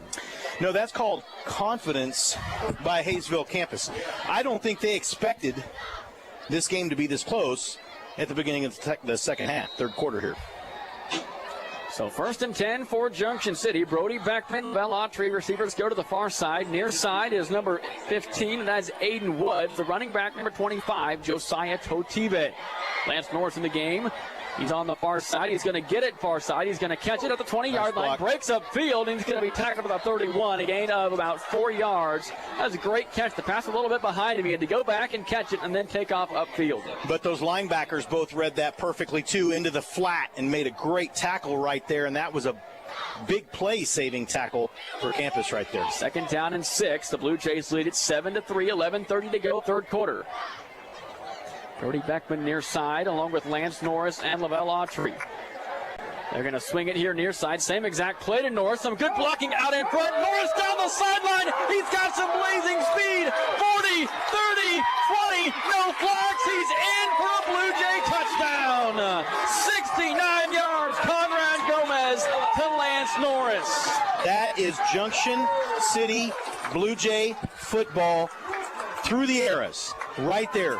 Athleticism and speed. Get it to one of your athletes in open space in the flat on a now route. Let him do his thing. Make defenders miss. Use his speed to score a touchdown. Great play right there by the Blue Jays. 69 yards to the house, and you got to give credit to the receivers blocking out in front as well. Absolutely. And the blazing speed took over. 13-3 is the score. They're going to try for the point after attempt here. Butler will try for it. Nabis to hold it. There's the snap, the kick, and it is on the way. And that kick is good. With that touchdown and every touchdown the Blue Jays score at home this season, get a free pancake at IHOP in Junction City. For example, if the Blue Jays score 1 touchdown tonight, each customer receives 1 free pancake. If they score 5 touchdowns, receive 5 free pancakes. Right now, they're at 2. When the Blue Jays score touchdowns at home, you win free pancakes that night at IHOP. IHOP in Junction City, located at 321 East Ash Street and open till midnight. How about that? 69 yards. They run the exact same play, just switched sides of the field, and Norris took it all the way to the house. We talked about it, that A-back position used to be like a tailback. What the A is now is kind of a slot. It's a hybrid player right there. You can use him to run the ball. You can use him on some pass routes and some different things. And right there, that was just a great play. And you mentioned it, Anthony, blocking by the receivers. So the wide receivers are way ahead this year in the way that they're blocking in the run game. And that is so huge because good football teams, especially good running teams, their receivers block. And that was big, and we're seeing some really nice blocks. Beckman has made some nice blocks tonight. You've seen some of these tight ends who split a little bit wide, doing a nice job tonight for the Blue Jays, making some good blocks. One of those, Aiden Martin, doing a really nice job tonight, too. Norris has even blocked well when he has not had the ball on the outside for the Blue Jays downfield. I mentioned our special sponsors earlier. Again, thanks to IHOP for being our touchdown sponsor. Here's a kick here to the near side, taken at the 18-yard line. The Blue Jays are all over it at the 25-yard line. Down he goes. Back there first to make initial contact was 34. Braxton Stroda, the freshman. Nice. Braxton Stroda, his first tackle as a Blue Jay, the freshman. He's got a bright future for the Blue Jays, too. He can play really good defense. He can play a couple different positions on offense, and he's a player to watch for the Blue Jays in the future. 6 foot, 190 pounds. Got to give credit to Conrad. Got to give credit to the receivers, especially Norris. But got to give credit to Dr. E. He said we were going to come out and put up some points right away. And he was right. 48 seconds into the second half, we did. 1st and 10 for Campus from their own 25-yard line. 2 receivers left, 1 receiver near side. Moore looks to throw, throws far side, passes caught at the 30-yard line, got the first down on the far side. Kingston Timms pushes the receiver out of bounds. The reception made by number 24, Imani Buncombe. So they've had some really good success getting the edge on that pass play a few different times tonight. And as you can see, Buncombe, he's got some really good speed once he gets the edge. 1st down and 10 now for Campus. A gain of 13 yards on 1st down. So 1st and 10, a new set of downs. 2 receivers near side, twins right. The ball's on the far side, left hash. Looking to throw, swings it near side, pass is caught. And the Blue Jays are swarming, going to make the tackle for no gain. And on the stop for the Blue Jays, look to be number 7, Jason Neal, and number 13, Toby Johnson. So both teams kind of some same game plans. I think they realized that these defensive fronts were wearing on their offensive line. They weren't running the ball quite as well. They're trying to get the outside here, getting some players into space, both teams here in the beginning of the second half. 2nd down and 10. Here's some pressure by the Blue Jays. Passes deflected on the far side, goes out of bounds. It was intended for 24 Buncombe once again. You know, you just kind of feel like that touchdown by the Blue Jays just provided an extra spark they were missing in the first half. Dewey always said that Coach Simpler used to tell him the first 5 minutes of the second half will dictate the rest of the game. If you can do something big in the first 5 minutes of the second half, that's going to help the Blue Jays right there setting the tone with a score. 3rd down and 10. 10:30 to go here in the third quarter. The Blue Jays lead 14-3. That time and score update brought to you by Victory Clinic. The quarterback, Blaine Moore, is out of the shotgun. 2 receivers near side. The Blue Jays going to pressure once again. Moore looking to throw, heaving it near side, and it is going to be intercepted. Picked off by the Blue Jays. Sean Powell comes back and secures the ball before it hits the ground, and that is the 2nd interception of the day by the Blue Jay defense. So Sean Powell in there, he's listed as a backup safety, but he's been in there most of the game, and he's an experienced player for the Blue Jays back in that secondary.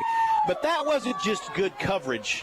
That was a wonderful catch because he had to leave his feet and go after that football. So not only was it a good read on the receiver and step in front of him, but he made a very athletic catch. Great interception, and that's big right there. So the Blue Jays now create a turnover. They scored on their first drive. Now they're on their second drive after a turnover. Blue Jays taking control here in the second half. They're going to throw once again. Pass is going to be thrown far side, dangerous, but it's going to be caught by Lance Norris, who's going to get out to the 39-yard line. It took a long time to get to the sideline, but Norris caught it, charged up the sideline, tight-roped it, and picks up 9 yards. A lot of coaches don't like to run those kind of plays inside their own 30 or 25-yard line because of that exact reason. Easy to get a pick six right there. Nearly was. That's a pass I don't know that Conrad should have probably thrown, and I'm sure they'll talk about that, but that guy got back there. He had to throw it over him, which was fine, but, man, that was a dangerous play right there for the Blue Jays. Second down and 1. Totibe, the running back, he's going to get it here. He's going to charge forward to the 40-yard line. He's got the first down. What I like about reset the chains. Sorry, Anthony. What I like about Totibe, he's showing some patience too. He's willing to lower his shoulder and knock some guys over when he needs to, but he's also been very patient, waiting for some holes to open and letting his line create some space.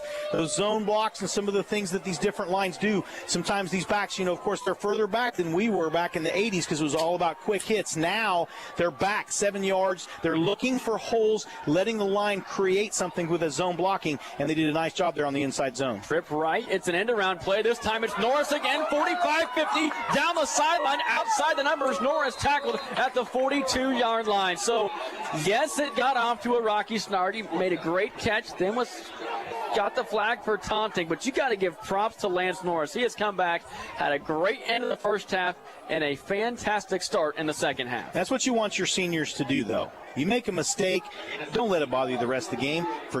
Think about it, make sure you don't make that mistake again, and then come back and do what you need to do and do your job so you can help your team win. First and 10 for the Blue Jays, now from the campus 43-yard line. Trips right, Gomez out of the shotgun, takes the snap, looks right, wanting to throw right, going deep for Lavelle Autry. He's going to drop it at the 8-yard line. A beautiful pass from Conrad Gomez. And Autry, the second time tonight, he couldn't quite secure it. He had him run a double move right into the middle of the field. It would have been 6. Instead, it's second down and 10. And the reason that surprises me is because he's got great hands.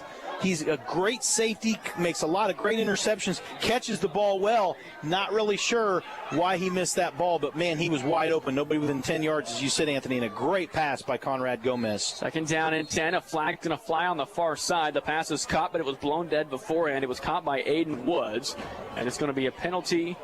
Second down and 10, 9:33 to go, and we'll check the penalty on the far side. Coach Zimmerman getting an explanation. He thinks it's offsides on Hayesville campus. It is encroachment. Encroachment on Hayesville campus. That's the 4th time tonight that's happened that they've jumped off sides. Well, I think they're being very aggressive, and I think that they've been very physical, and I think they're pretty confident in what they're doing. And it could be something that Conrad's doing in his cadence too, but, with some hard counts and some different things. But I just think it's them being aggressive and being confident and willing to take some chances because they've done a nice job against this Blue Jay offensive front tonight. 2 tight ends go from left to right. Totibe, the running back, he's going to get it on an end around near side. Breaks it outside to the 30-yard line. Down the sideline, a flag goes by. Totibe's going to score, but this one's going to come back once again. It's going to be a penalty on the Blue Jays. Second time tonight that's happened. That did look like the ISO, though, and he did read it well. I like the way that he went through the hole, but he bounced it outside, so he read the linebacker and did a great job. You're right, that is going to come back, but, again, that was a good run, and I like to see Totibe, not only does he have some power, but he showed some speed. I was going to say, he's telling you earlier what you said, maybe a little bit not true. You said he's a power back, not as much speed, but he said, Brian Field, look out. He said, he proved me wrong. No, he did, and he's done that several times since I mentioned that. And it wasn't that I didn't think he had speed as much as he's a north-south. He looked like a north-south kind of a guy that was a power runner.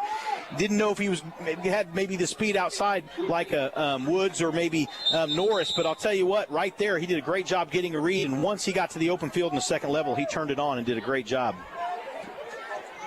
It's a spot foul penalty, so it's going to be second down and 6. Totibe has shown that he is capable of being an every down back in his first game for the Blue Jays. Second down and 6. Lavelle Autry goes to the far side. They're going to run the exact same play near side. Great blocking once again. He's down to the 30-yard line. It's going to be good for a first down. And there's the lower in the shoulder part you're talking about. Yeah, and that's what I like about him. He finishes a run, and you hear me talk about this all the time. A Xavion Felton, or I think about a Mark Foster or a Mitch Whaley, somebody who's going to lower their shoulder and they're going to finish the run. They're not going to let the defense finish the run. They're going to make sure that they finish the run. Somebody that really comes to mind that you can watch on Sunday now, DJ Giddens. He was perfect at finishing a run. Dr. Ree's still in here in the booth. I want to ask him a question. Was DJ Giddens here when you were here, Dr. Ree? Oh, yeah. Yes, he was. Absolutely. 1st and 10 for the Blue Jays. From the campus 31, here's a pass near side. Nice. Brody Beckman with his first catch of his Blue Jay career. He did score one touchdown last year. It was a quarterback at campus. It was a quarterback design run, but that's his first catch for the Blue Jay receiver. 6'7", 205 pounds. Watching him in the Jamboree and on film, he runs a really nice out. He's got good hands. Of course, we talked about this. He's a good-sized kid, and he's got good hands. He's shown good hands here in the preseason and tonight in this game. One receiver split off to each side, a running play again to Totive, and he's going to barrel his way forward. And he's going to gain 2 yards down to the 21-yard line. So 3rd down and 1. So the Blue Jays pulling that guard right there and doing that kick. So they're letting that linebacker in, and they're kicking that guy out, or they're letting that end in, depending on who it is that's rushing that gap. And they're forcing him out. And Totive's done a nice job reading that block tonight.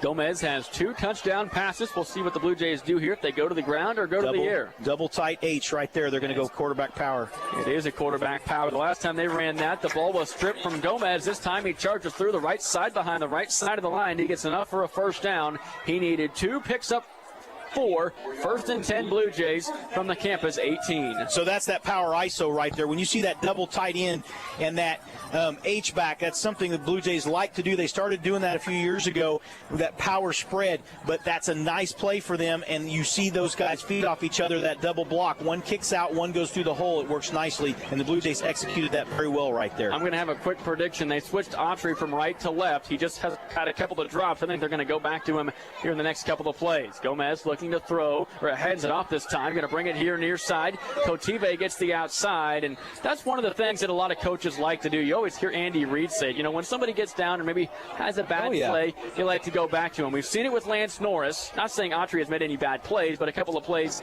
he'd like to have back. I could see the Blue Jays going to him down here in the red zone. I could see that too. So the Blue Jays pulling their center. They would do that with Logan Lindsley some. They pulled Avery Florence that time. He did a really nice job getting outside.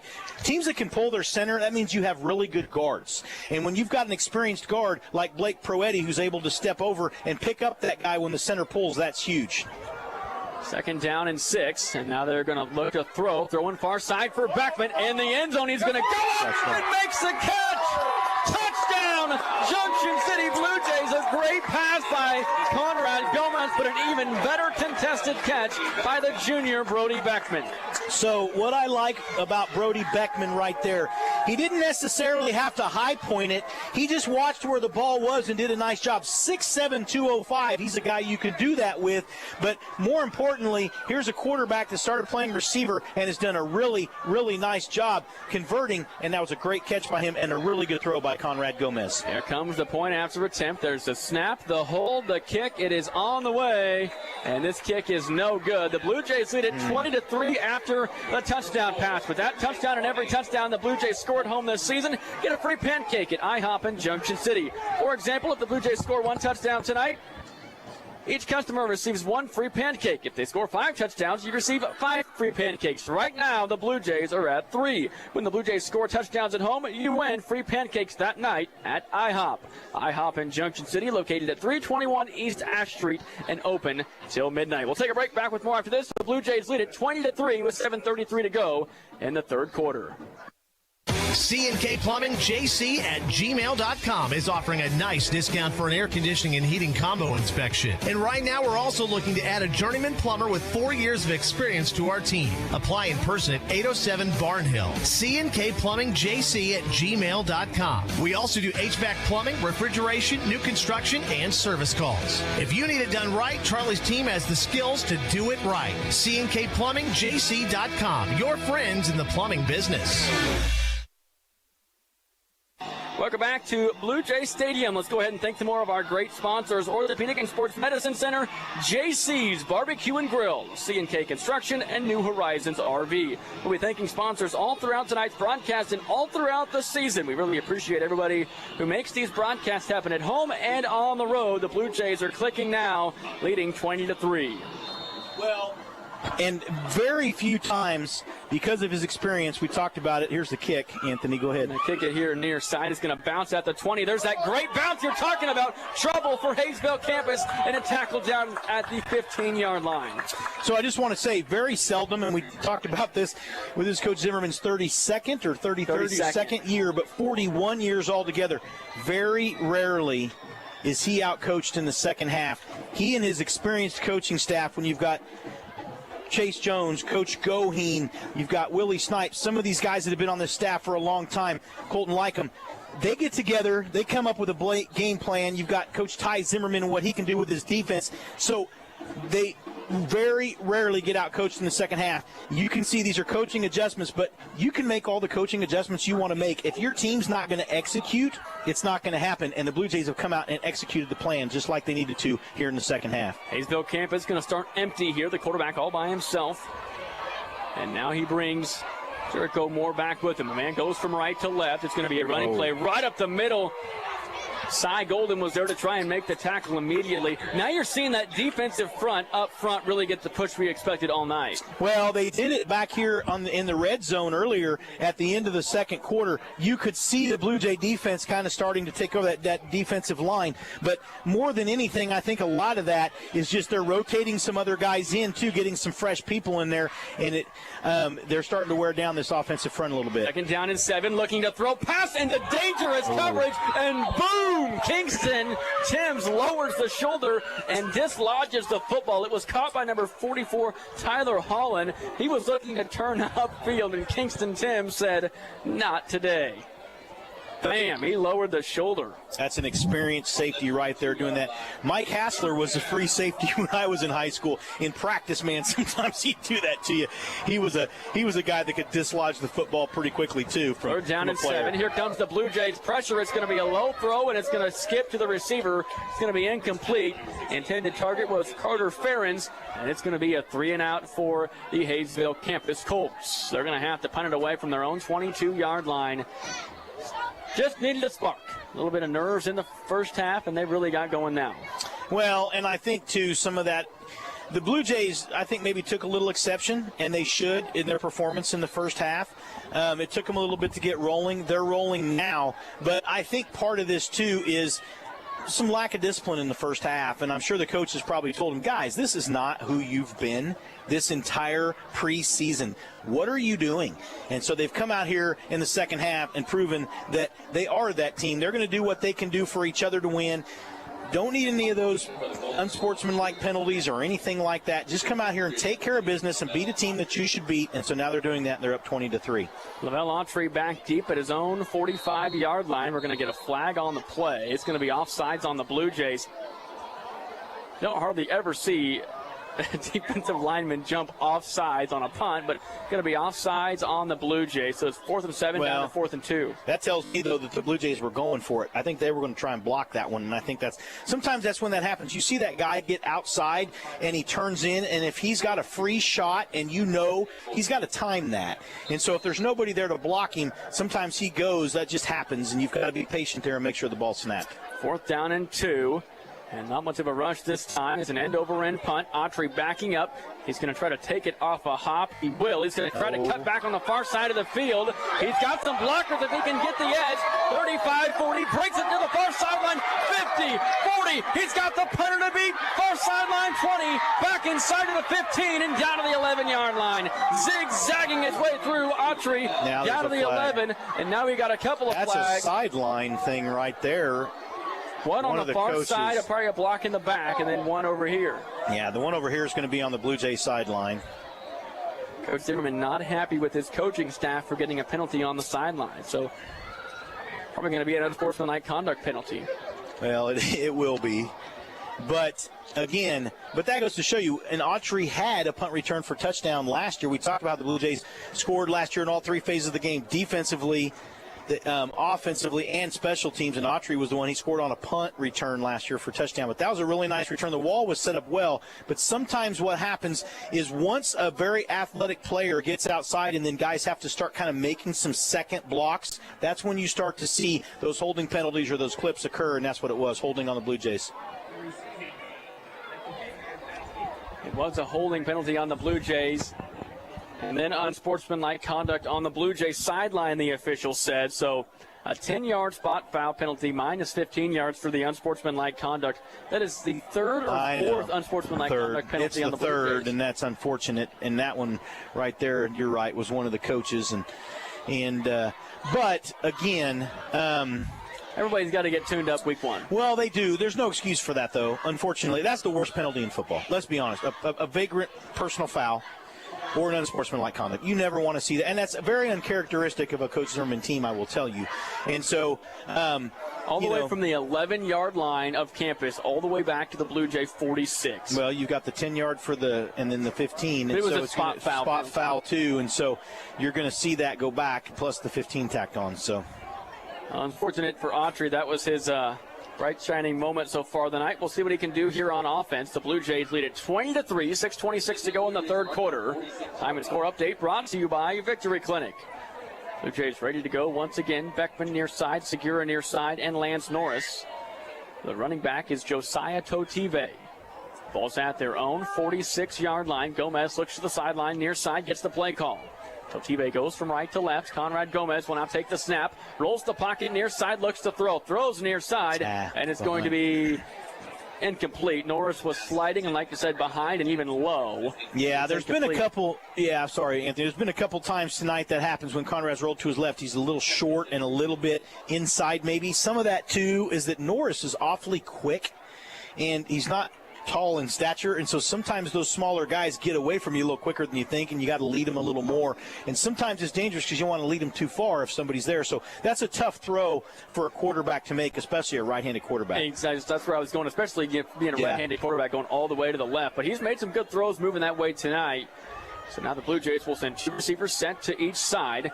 Same rolling, near side throws to Beckman in the middle of the field. A great hands catch at the Hayesville campus 42. Now you're seeing why Coach Zimmerman was so excited talking about Beckman the last couple of weeks from what he's seen in fall camp. Well, he's a tight end playing wide receiver, you know.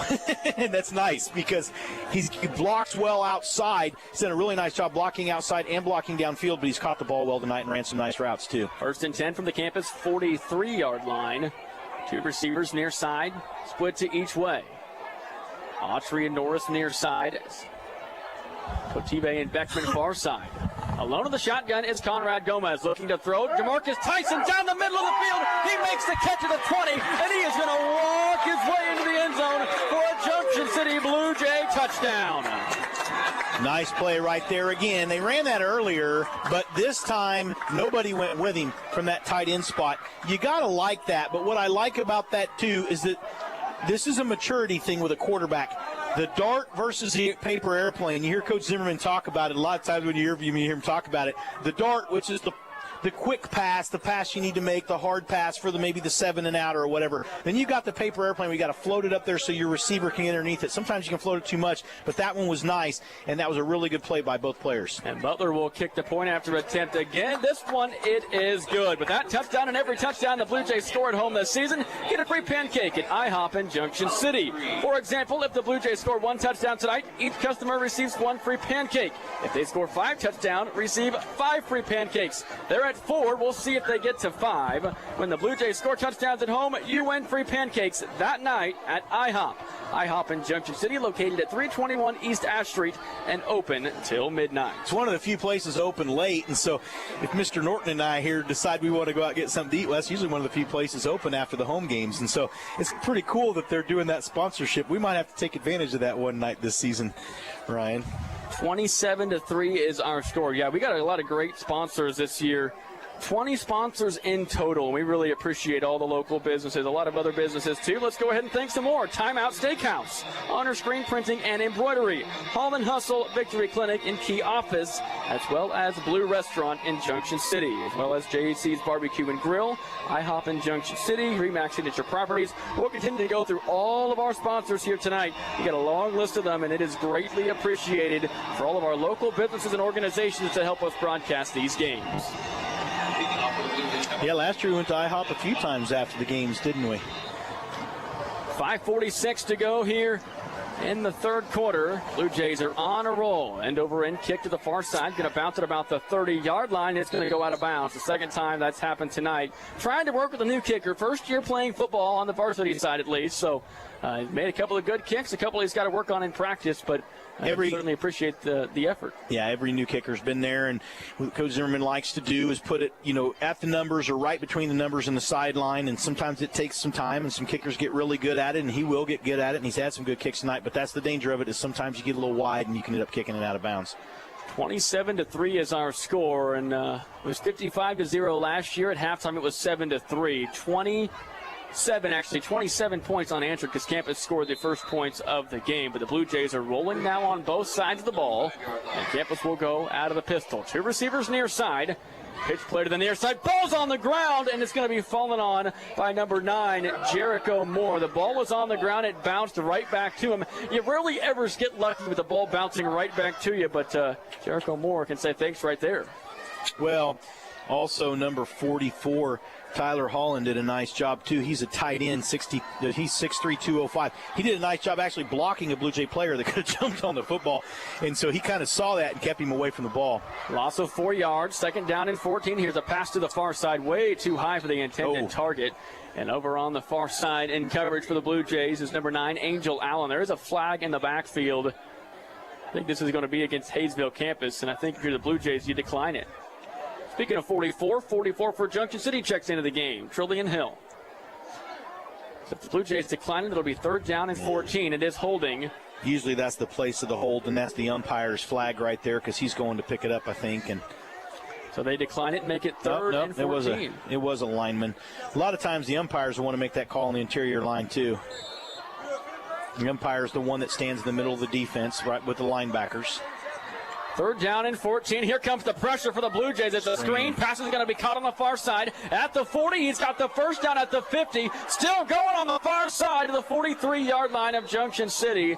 The Blue Jay players, I think, thought they were going to feast on that one, but it was perfectly set up by Campus. A big gain for the Colts. That's just really good coaching right there, and I know I've given a lot of props to Cody Peabody, the head coach for Campus tonight, but that was a great play call in that situation. When your defense is getting aggressive and you've got third and long, the ball's on the ground. It's going to be a Blue Jay recovery for a fumble at the 49-yard line. The ball was on the ground. It was a low snap to Blaine Moore, and the Blue Jays jump on it.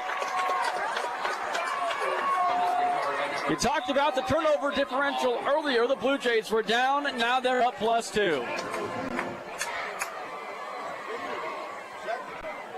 All the momentum going for the Blue Jays. Did not get a number who recovered that one. No, I was trying to look. That's what I was looking at right there, but they all mobbed on him as soon as he recovered it. It could have been Noah Uggan or Jackson Holly was the one celebrating. Could have been him as well. By the way, both of those guys wearing new numbers this season. Yeah, a few of the Blue Jays have switched some numbers. Talk about Neal switched numbers too, and that happens as seniors go. Sometimes if there's a number that a player really wants, he might get it, but some kids like to stick with the same number all the way through too. 4:55 to go here In this third quarter, Lavelle Autry has it, zigzags his way through, trying to go back to the far side of the field, reversing the field, cuts up field to the 40, breaks it outside, tries to stay on his feet. He's got the first down at the 39. That is a lot of running to pick up 12 yards, but he nearly just about broke it. My goodness. I'll tell you, that just goes to show you how quick he is. Not only how quickly he changed direction right there, but how quickly he covered ground. It's just impressive to know he's so athletic. He is on the basketball court too. But right there, it just goes to show you how electric he can be. And I really look for him. A lot of yards after catch this year is what you're going to see for Lavelle Autry, because he's going to get the ball in space and be able to use that athletic ability. And I think he's going to have a little bit more burst, too, not playing on both sides of the ball. That's a good point.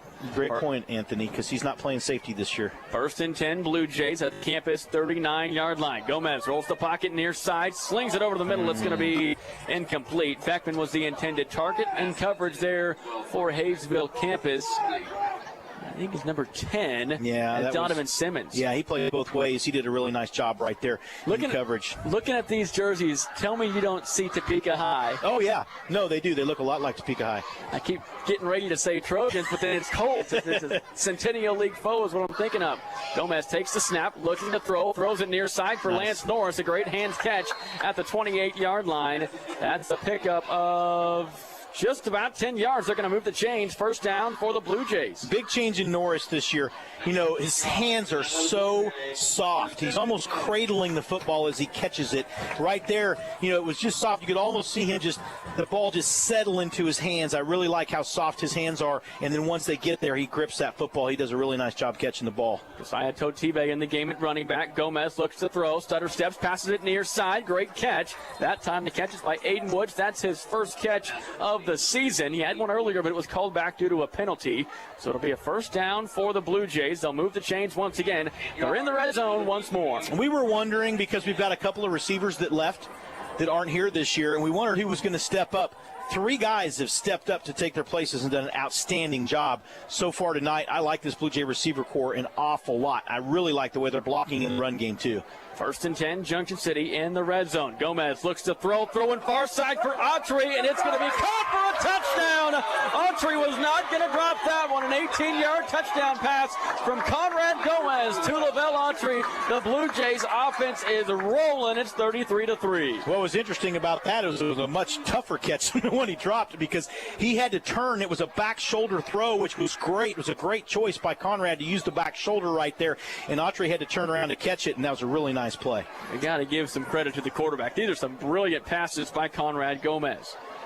Butler ready to kick it. Navis holds it. This kick is on the way, and this kick is good. It's 34-3. With that touchdown and every touchdown the Blue Jays score at home this season, get a free pancake at IHOP in Junction City. For example, if the Blue Jays score 1 touchdown tonight, each customer receives 1 free pancake. If they score 5 touchdowns, receive 5 free pancakes. They're at 5 touchdowns right now. When the Blue Jays score touchdowns at home, you win free pancakes tonight at IHOP. IHOP in Junction City, located at 321 East Ash Street and open till midnight. We're going to take a break. The Blue Jays on top 34-3. Campus going to get the ball when we come back. If a sports injury has you on the sidelines, the Orthopedic and Sports Medicine Center offers physical therapy with a clear objective: a swift, safe return to your sport, performing at your best. Instead of prolonged time away from what you love, our experienced physical therapists develop individualized programs. These programs feature sport-specific activities and targeted interval drills designed for your particular injury. Your comeback starts here at Orthopedic and Sports Medicine Center. We are proud to be the official orthopedic surgeons for K-State Athletics. For more information and to take the first step in your recovery, visit KansasOrtho.com. Welcome back to Blue Jays Stadium. The Blue Jays are on a roll. It's 34-3. It was 7-3 at halftime. They have scored 34 unanswered points. The quarterback, Conrad Gomez, with 5 touchdown passes to several different receivers. And this kick is going to be away. A great kick received at the 16-yard line by the Colts, trying to reverse field on the far side. The Blue Jays are all over it, tackled at the 27. On the tackle there for Junction City is number 39. That would be Denham Williams, the senior. Good to see him get up and have a pep in his step. Be excited to make the tackle. 27 seniors on this year's roster. Really, we haven't talked about this yet. A really good crowd tonight at Blue Jay Stadium for the home opener. A lot of people here. Of course, the weather's perfect. have to see what the temperature is right now. But, low 60s. It's not much of a breeze. The rain's held off. It all went south of us today, which is great. It's never this perfect for football this first week of the season. Yeah. Typically, we're talking about kids. Unbelievable. Talking about kids cramping up. Yeah, I even thought about 58 degrees. So thank you, Ryan. A 1st and 10 for campus. Here's a pitch play to the far side, and a good burst right there for the Hayesville campus running back out to the 35. On the carry was number 9, Jericho Moore. He's been their primary back. He's a big back, 175 pounds. He runs the ball hard, too. And he runs the ball very hard, too, physical. 3:12 to go here in this third quarter. Blue Jays 34, Hayesville campus 3. That time of score update brought to you by Victory Clinic. Here's a pass to the far side, goes to the outside shoulder, and it needed to go to the inside shoulder.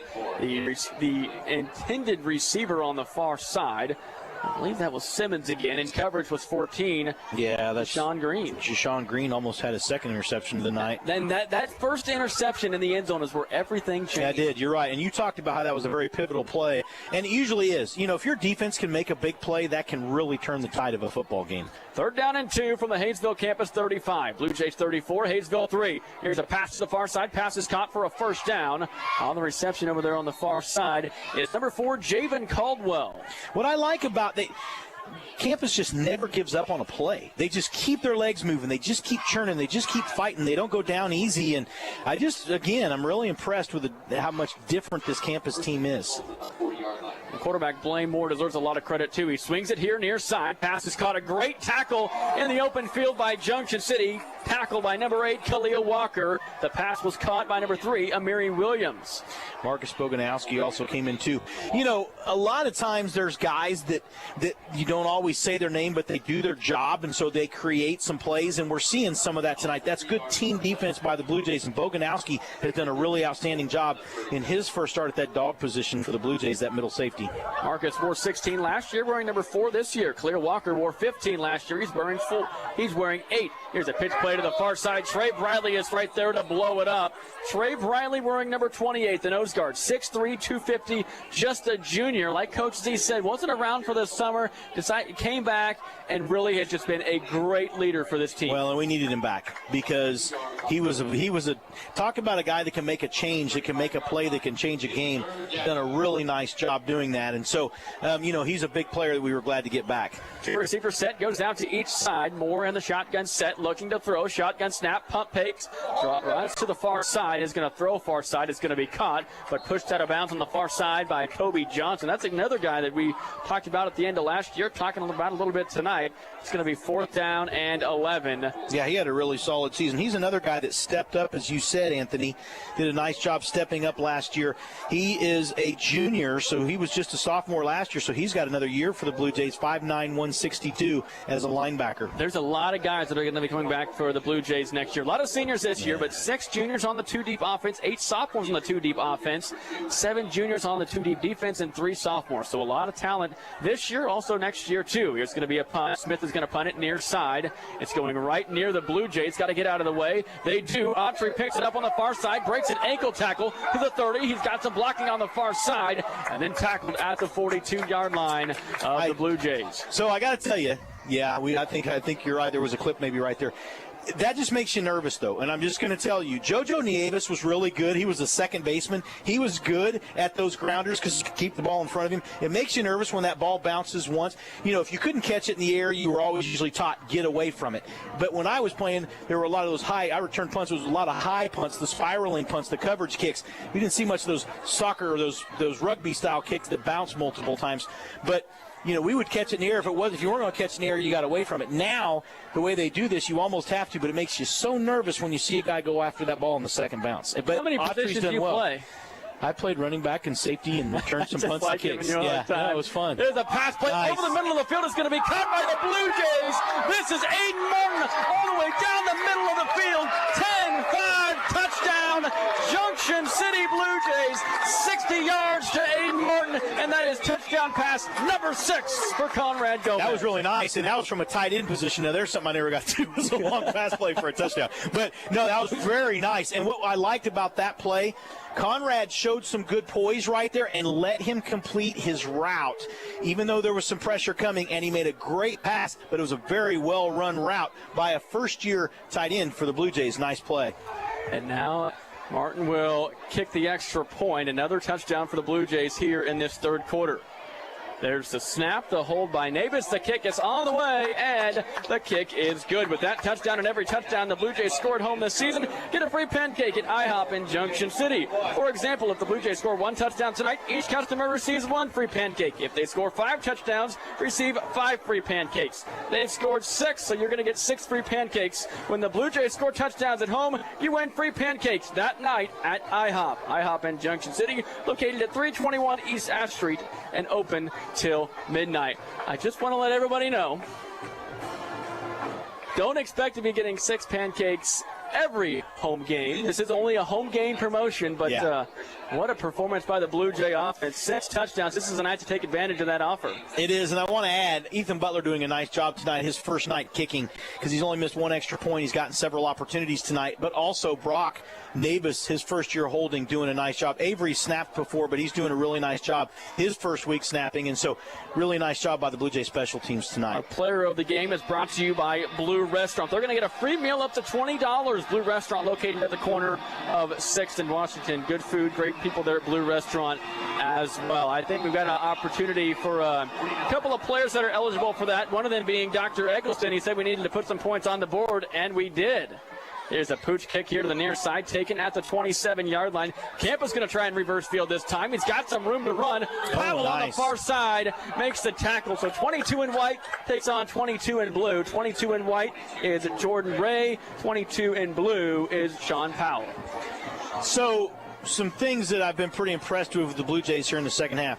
They cleaned up the discipline things that were going on in the first half, which, again, is very uncharacteristic for a Blue Jay football team. And tonight, that's what they needed to do. And you know usually what happens. The coaches are the ones that really go out there and say, hey, we don't need any more of that. But then the players have to do exactly that, is not do it. And these seniors, I'm sure, are the ones that stepped up and probably said, we're cleaning this up right now. And we have not seen that in the second half. So that's good leadership, too, I'm sure, by the Blue Jays and those juniors and seniors that have a lot of playing experience. 41-3 is our score. 57 seconds to go in the third quarter. That time and score update brought to you by Victory Clinic. Here's a run right up the middle. The tackle by the senior, number 32, Gilberto Lopez. Tackles made by number 32. I should have wrote this down, and I didn't. I don't remember the exact number of seniors we had last year for the Blue Jays, but nowhere near 27. Oh, no, it was a smaller senior class. And, in fact, also that class of 22 was a pretty small senior class, too. I remember that. And so every now and then you got some smaller ones. Now you get some bigger ones, and this is a good senior class for the Blue Jays. 2nd and 9 for Hayesville campus. The Blue Jays are applying some pressure. A pass over the middle of the field is caught. Breaking it out near side of the 40, down the sideline 30, to the 5th, to the 25, and continued down the sideline. That catch was by number 4, Javen Caldwell. I tell you, that was about as dangerous a pass as you could get, but it paid off for campus. Blaine Moore, the quarterback, with the completion right there. He did a really nice job, though. Caldwell did.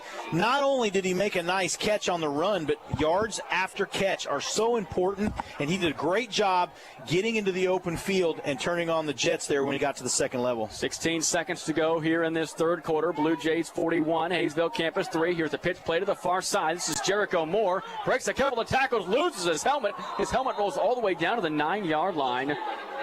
He is okay. He's going to pop right up. Yeah, that'll be the last play, though, of the third quarter. So I just want to say, again, this is an example, though. They're down 41-3. This same thing happened last year. Look at how hard campus is still playing. They're running hard. They're playing hard. They're physical. And they just ended the third quarter on a positive note right there. And that is the end of the third quarter. The Blue Jays 41, Hayesville campus 3. Fourth quarter action coming up right after this.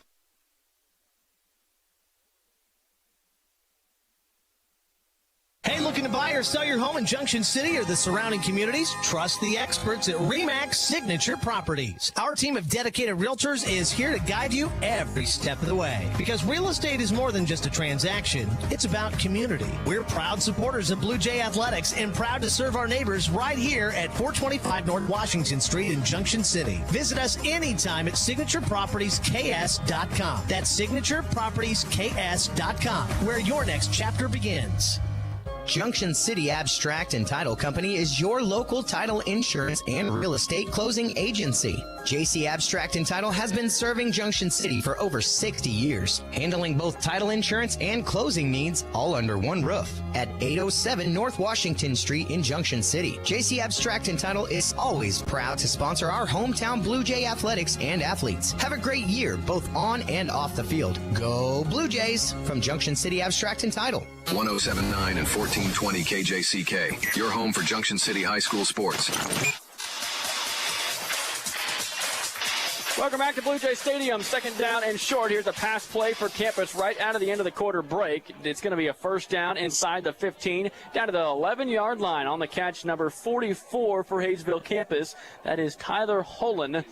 11:51 to go in the game. The Blue Jays 41-3. We haven't even talked about this part, Brian, but a tough schedule awaits for the Blue Jays coming up next week. We're at Lawrence. Yeah, we are. We're going to travel. You know, this year we don't have to travel as far. The ball's on the ground. It's a snap between the quarterback's legs. It's still on the ground. The Blue Jays are trying to tackle the running back. He's going to break it to the edge, back to the 15, down to the 11. That could have been a loss of about 15 yards, but somehow the running back jumped on the ball and then picked it up and got all the way back to the line of scrimmage. Well, I've been pretty impressed with him tonight anyway. He's done a really nice job for them. But I'll tell you, Moore, he runs hard. That was a very good heads-up play. Of course, he's a senior, and you expect him to be very aware of what's going on, but he did a nice job right there and saved a big loss right there for campus. And potentially a turnover, too. Moore looking to throw, rolls the pocket right. Great coverage by the Blue Jays secondary. Here's a pass. Toby Johnson puts his left hand in the air, hits him right in the palm of the hand, and it's incomplete. That was a great job on the far side by putting his hand out and getting a hand on it. Blue Jays are pretty deep at linebacker this year. They really are. They've got some guys that can step in there and fill in, and they have been here for a couple of years. And so, that's a big thing. And, of course, we've got some guys that can step in on that defensive front and a pretty experienced secondary that can step in. You've got some other guys. And so, you've got some guys that were starters last year that are second string this year. Here's a pitch play to the outside. This is Moore once again inside the 5, driving now near the 1-yard line where the marker is. He is going to be just short. 4th and 1 from the 2. So you get 1 yard, you get the first down. You get 2 yards, you get a touchdown. You don't get either. It's a turnover on down. So can the Blue Jay defense stand tall? 4th and 1 from the 2. Moore's going to snap it. It's going to be a running play here to the near side. The Blue Jays are all over it. I don't know if he got it. Blue Jays say no, and they're going to say he didn't get it. A turnover on downs. The ball's going to go back to Junction City. We've talked about the Blue Jays' red zone defense for several years, and that is the strength of the Blue Jays, and always really has been through time, is the red zone. And if you have a good red zone defense, that is so important. Between the 40s, between the 20s, a lot of times let teams move the ball, but if you can be really, really tough in the red zone and keep teams out of the end zone, that really helps a lot. And so the Blue Jay defense, another good victory right there. Thanks, Dr. Eggleston. We'll talk to you later. And we certainly appreciate his time for coming up. Let's go ahead and thank some sponsors. American Legion Post 45, Performance Audio Intent, RE/MAX at Signature Properties, Midland Exteriors, and IHOP in Junction City. Got some of the younger guys in here. Here's a running play. That's number 20 for the Blue Jays, and that will be Adrian Moreno, the sophomore. The quarterback, number 19, that would be Brock Navis. So a sophomore quarterback, sophomore running back, taking the snap from his own 2-yard line and plowing their way forward. Well, Moreno was somebody that Coach Goheen, who's the running back coach, talked about. I told you at the beginning of the game how much he really appreciates this running back room and the players that he has and how hard they play and how they play together. And there's really, it's more about the name on the front of the jersey than it is their number or the name on the back. It was 2nd down and 2 from the 11. They get the first down. They'll move the chains, and the clock will roll. The Blue Jays, they get a field goal or a touchdown. It'll be a running clock the rest of the way. It's 41-3. The Blue Jays on top. Looking to see a lot of times you'll bring in in your JV backfield and let them run for a little bit behind the varsity line, and I think that's what it looks like they're doing right now. That first-string line is still in there, and so you're giving these guys a chance to play behind the starting varsity line, and that's a pretty good compliment there for these guys. Brock Davis hands it off to Moreno once again. Here's an interesting little nugget for you. Last year, Conrad Gomez was the only quarterback on the team to complete a pass. Yes. So we'll see tonight if Brock Davis gets the chance to throw it, if he has a chance to complete a pass. You credit that to just playing really tough opponents, but that was something interesting when I was going through my stats earlier this week that I noticed. Yes, and I was talking to a couple of the coaches. Coach Childs, one of them, said that Brock has really grown, and his arm has gotten so much stronger, but he's grown as a quarterback. And he's done such a nice job, they said, this year too. So, maybe we'll get to see him throw the ball. Here's a running play. Moreno right up the middle. 2nd down and 9, going to plow his way forward. Adrian Moreno is a 5'9", 193-pound running back. So your running backs this year, they got some size. 6 foot 205 for Totive, 5'9", 193 to Adrian Moreno. Then you got Aaron Woods, who's not playing tonight due to injuries, 5'9", 190. So your backs have got speed and they got power. But Moreno, you can tell he's worked hard in the weight room because he's gained some weight and gotten stronger. You can see it. And he's quick. 3rd down and 5 for Junction City. Second team is in there for the most part. A couple of starting linemen still in there for the Blue Jays. Titans go from right to left. Aiden Martin and Landon Bean. Davis looking to throw, looking on the far side. Brock is going to take it, and he's going to be sacked. He's going to lose about 7 yards. And the Blue Jays will have to punt. The second punt of the night. They tried to throw, but Davis was tracked down from behind. It's always cool to see some of these younger guys be able to get in there on a Friday night. So Kingston Timms will come on to punt it. A great punt earlier tonight. 7:41 to go in the game. The Blue Jays lead it 41-3.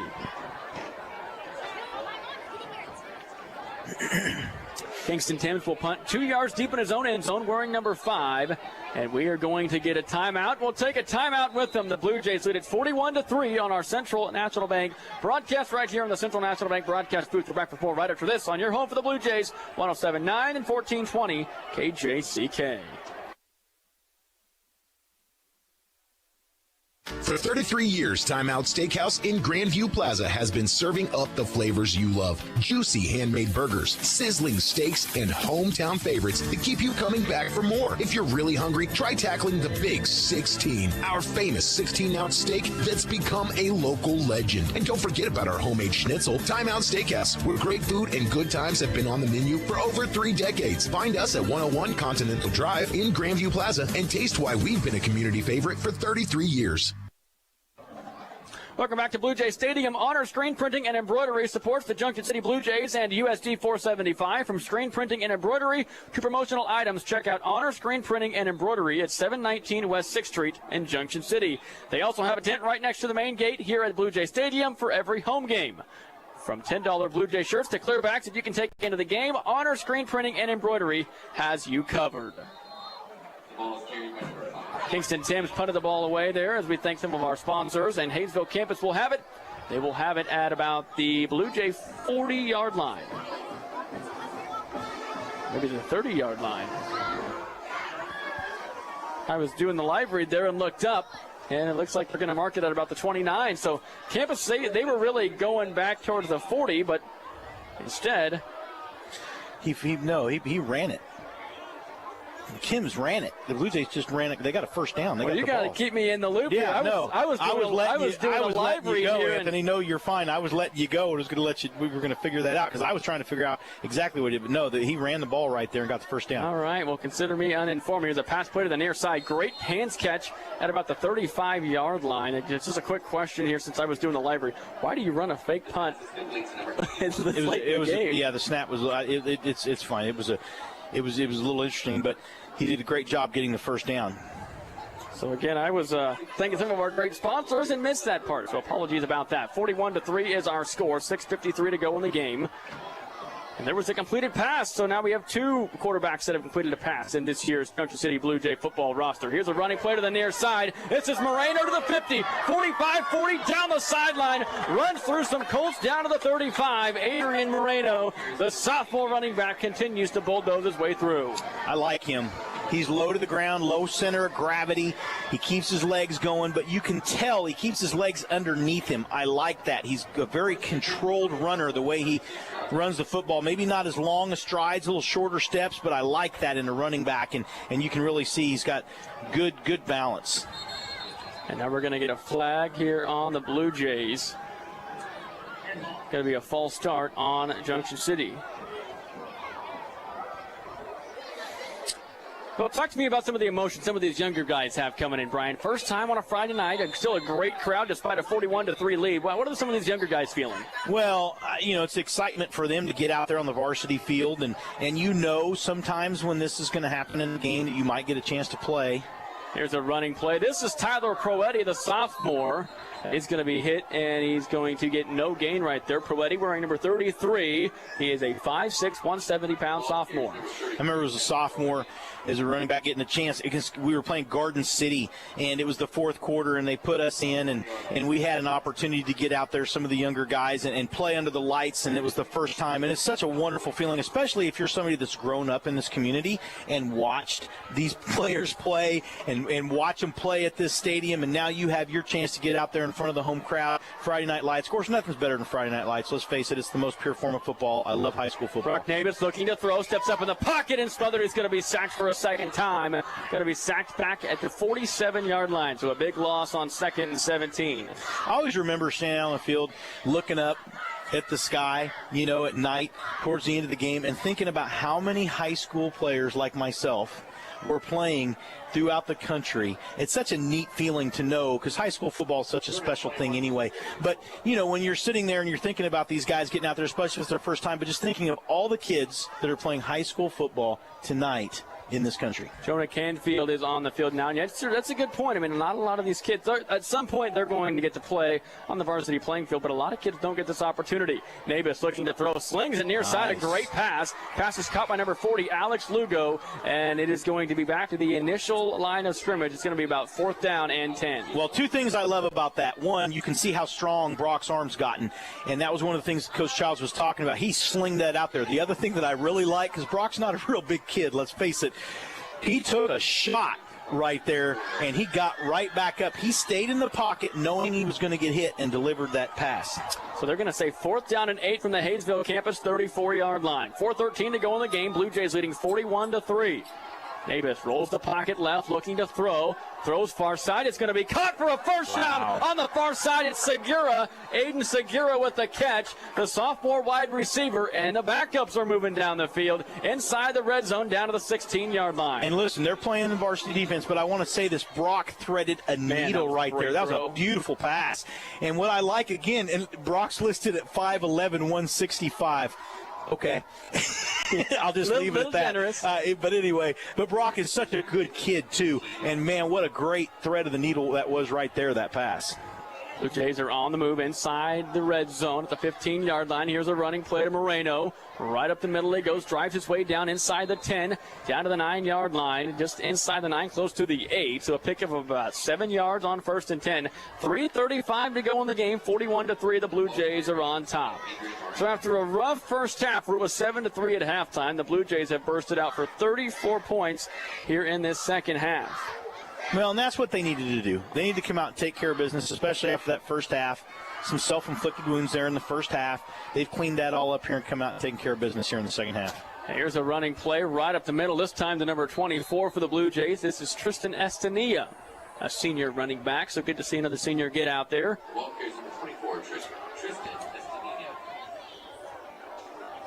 Nabis will look to the sideline. 3rd down and 4. We're going to go ahead and thank all of our sponsors again in our post-game show. We got 20 sponsors this year. Really appreciate all of our great sponsors.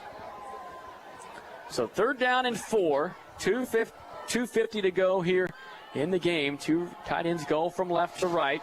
5 touchdown passes on the night for Conrad Gomez. 6. Here's a running play. Tyler Proetti inside the 10, down to the 3-yard line. It's going to be a first down for the Blue Jays. There's another guy that was mentioned, Tyler Proetti. This is Blake's little brother.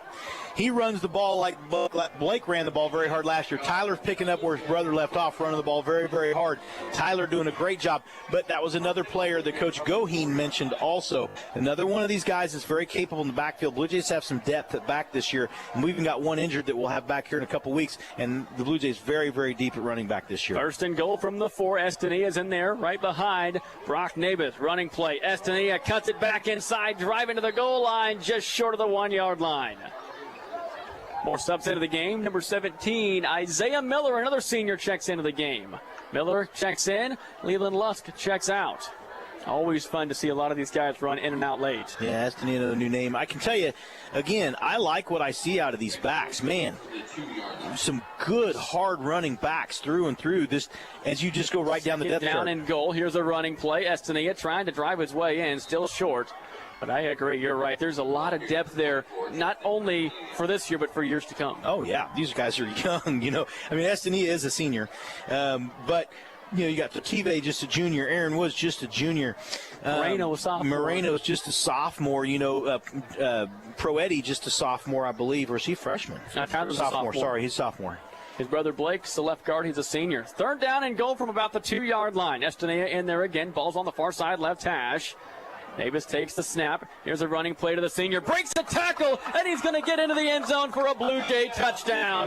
The senior, Tristan Estenilla, gets in for another Junction City touchdown. That's his first Blue Jay touchdown ever, too. It certainly is. With 1:06 to go in the game, 47-3 is our score. And I got to tell you, there's some freshmen that, Amari McNeese is a kid that can run the ball well. Braxton Stroda can run the ball well, and he's listed here on the varsity roster as a freshman. There are some kids here that can really run the ball, and so the future looks bright. And, of course, we know this. Coach Zimmerman loves to run the football. That's what he loves to do. He wants to run the football. If he can run the football, great. He'll pass it when he needs to. But if he can run the football and control the clock with a good running game and a good defense, that is Coach Zimmerman's style of football. Davis with the hold. Butler's kick is on the way, and that kick is good. 48-3 is our score. 1:06 to go in the game. With that touchdown and every touchdown the Blue Jays score at home this season, get a free pancake at IHOP in Junction City. The Blue Jays have scored 7 touchdowns tonight. That is, receive up to 7 free pancakes. Tonight, when the Blue Jays score touchdowns at home, you win free pancakes that night at IHOP. IHOP in Junction City, located at 321 East Ash Street and open till midnight. Is that 78 or 76 there for the Blue Jays? I need to look and see. Made a really nice block. That's 78. Jack Grable. How about that size? He's a sophomore, 5'11", 315. You saw Coach Jones walking off the field with him, spending a moment talking to him. He did a really nice job on that drive, and so you love that too, because we talk about the backs and the depth, but to see these young guys come in on the offensive line and do a great job too, that is huge. And the Blue Jays with a little more size on the offensive line. Maybe, you've had Ryan McCreath and Garrett McCreath and some big guys over the years. We've had some big guys last year, but, it's nice to see some bigger guys because the Blue Jays, let's face it, we're not a program that's always blessed with size. We don't always have a lot of size, and so it's nice to see some size. But if you've even got some big backs, like you mentioned, Anthony, that tells me that these guys are in the weight room, like Coach Zimmerman said. And it's so important, being in the weight room, spending your summer lifting weights, and doing what you need to do to get stronger, because a lot of teams get beat in the weight room during the off season. And he said it was not a good but a great summer for Junction City. The clock is running, 35 seconds to go in the game because it's a 40-plus point lead. End over end kick taken on the far side. And a tackle on the reception there, or receiving the kickoff, was Jericho Moore. We might get one more play in 23 seconds to go in the game. The Blue Jays are going to win 48-3 is our score. For the second consecutive year, they really put it to Hayesville campus. 48-3 is the score. I don't think Hayesville's going to run another snap. The Blue Jays are going to get the win. Our final score tonight, 48-3, Junction City wins as the scoreboard clicks down from 2 to 1, and the game has come to a close. Final score, Junction City 48, Hayesville Campus Colts 3. It was a tough battle in the first half. Campus gave the Blue Jays all they wanted. Junction City prevails, and they win 48-3. Brian, just real quick, we're going to have our Cardinal Insurance post-game show. They're meeting at midfield. Just what are your thoughts about tonight? Well, the first half, you could tell, first game of the season, they came out. It was a little rough. Some discipline things that you don't want to see from your football team. And not just, like the unsportsmanlike penalties, but just some discipline as far as, maybe some blocking or some routes, or maybe as far as your defense, some missed assignments, some different things. They cleaned that up in the second half, and that's what's important. And so that says a lot about this football team. If they can clean that up, if they recognize it, and they listen to the coaches and the coaching at halftime, and they come out in the second half and clean it up, that is huge. One more thing we talked about, too, though. Taking advantage of the other team's mistakes. Good teams always do that. The Blue Jays did that in the second half. They capitalized on campus's mistakes. They certainly did. How about this? 7-3 halftime score leads to a 48-3 win for Junction City. They're going to run over and greet the student section. The students all stayed. The crowd really stayed, too. A great crowd tonight on USD 475 Blue Night. The Blue Jays had a lot of blue in the stands. Junction City wins at final score 48-3. We'll take a break. We'll come back. We'll have our Cardinal Insurance postgame show coming up right after this. The Blue Jays victorious in week 1. The pain of depression is real, yet depression medications sometimes don't work, cause side effects, or make you feel numb. I'm Dr. Christy Clark with Victory Clinic in Junction City in Manhattan.